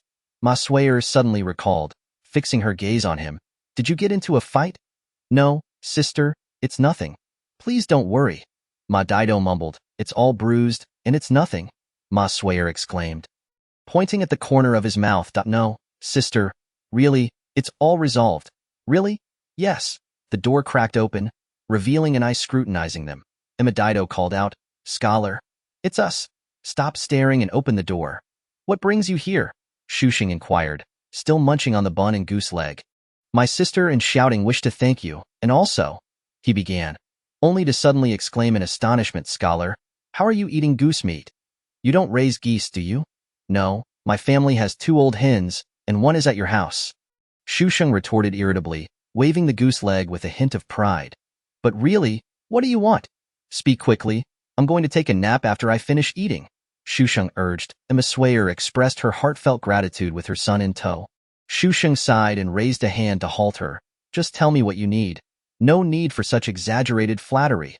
Ma Swayer awkwardly glanced at Ma Dido, who interjected, "My sister wishes to ask if you could teach the child." "Not possible." "Why not?" "I'm busy. I'm occupied with marrying a wife." Ma Dido quickly added, "Scholar, just reading with him for 2 hours every morning would suffice." "Not possible," Shu Sheng firmly rejected. "Widows attract trouble. This is not good for either of us." He continued chewing on the goose leg, not even glancing up. "If you scare my future wife away, can you afford the consequences? Scholar, to be honest, are you just lazy and find it troublesome?" Ma Dido scrutinized him for a moment before suddenly pouting. Casting him a sidelong glance, Shu Sheng showed no sign of embarrassment. "Well, it's good you know. In the future, I will take care of all the dirty and laborious tasks at your home," Ma Dido inquired tentatively. Shu Sheng regarded him quietly, saying nothing. "I've already found someone. We can start repairing the house tomorrow." Another glance, yet still no response. "How about renovating the kitchen as well?" Shu Sheng continued to chew on the goose leg in silence. Seeing his lack of response, Ma Dido grew anxious, while Ma Swayer held her son's hand, feeling apprehensive.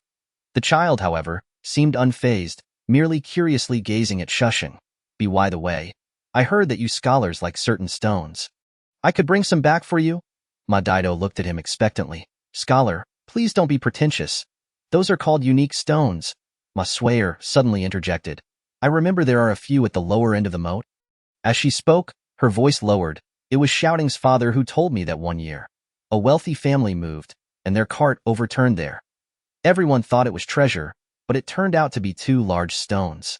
Shusheng finally decided to discard the bone in his hand, taking a bite of the bun, and beckoned to Sun Tong with a crooked finger. Miss Swayer's eyes lit up as she hurriedly wiped her eyes, gently pushing her son forward, shouting, "Go!" The child timidly stood before him, looking shyly up at him. Shusheng scrutinized him critically from head to toe. The Ma siblings watched anxiously. Shusheng shook his head, leaving Ma Dido disappointed, while Ma Swayer forced a smile, feeling increasingly foolish. Suddenly, Shusheng disdainfully remarked, "Too thin." Ma Dido nearly choked on his own saliva. "He's not a pig. Why are you concerned about his weight?" He laughed. "He's just growing. That's why he looks thin. In fact, he's quite heavy." With his serious demeanor, Shusheng almost wondered if Ma Dido had a problem with his eyesight. "Fine, given your shamelessness, I shall acquiesce as for the tuition. How about half a tael every 6 months, or an equivalent amount in rice?" Ma Dido pondered for a moment, feeling it was a bit too little. He glanced at Ma Swayer, who nodded. "Indeed, it is insufficient." "Scholar, you are righteous. We cannot be ungrateful. Let's add some more rice." "Is it not enough?" Shusheng muttered. Dido nodded. "Indeed. That old scholar from the neighboring village charges 201 and still wants rice every month. Could it be that because he is older, he charges more?" Shusheng mused as he turned and returned to his study. After wiping his hands clean, he took out a copy of the 3-character classic he had transcribed in his youth, along with a stack of papers, and handed them to Sun Tong. "When you return, buy a full set of ink and brushes, and make sure they're made from sheep wool. After June 18th, come over after the hour of Chen. 2 hours every morning, and school is out at noon." "All right, I will go buy it right away." Ma Swayer exclaimed excitedly, trembling with anticipation as she grasped her son's hand. Sun Tong held the book, pursing his lips. He didn't quite understand his mother's excitement, but he sensed that something was different.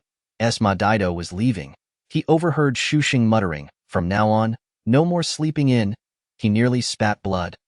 Realizing this was the reason Shusheng had been reluctant from the start.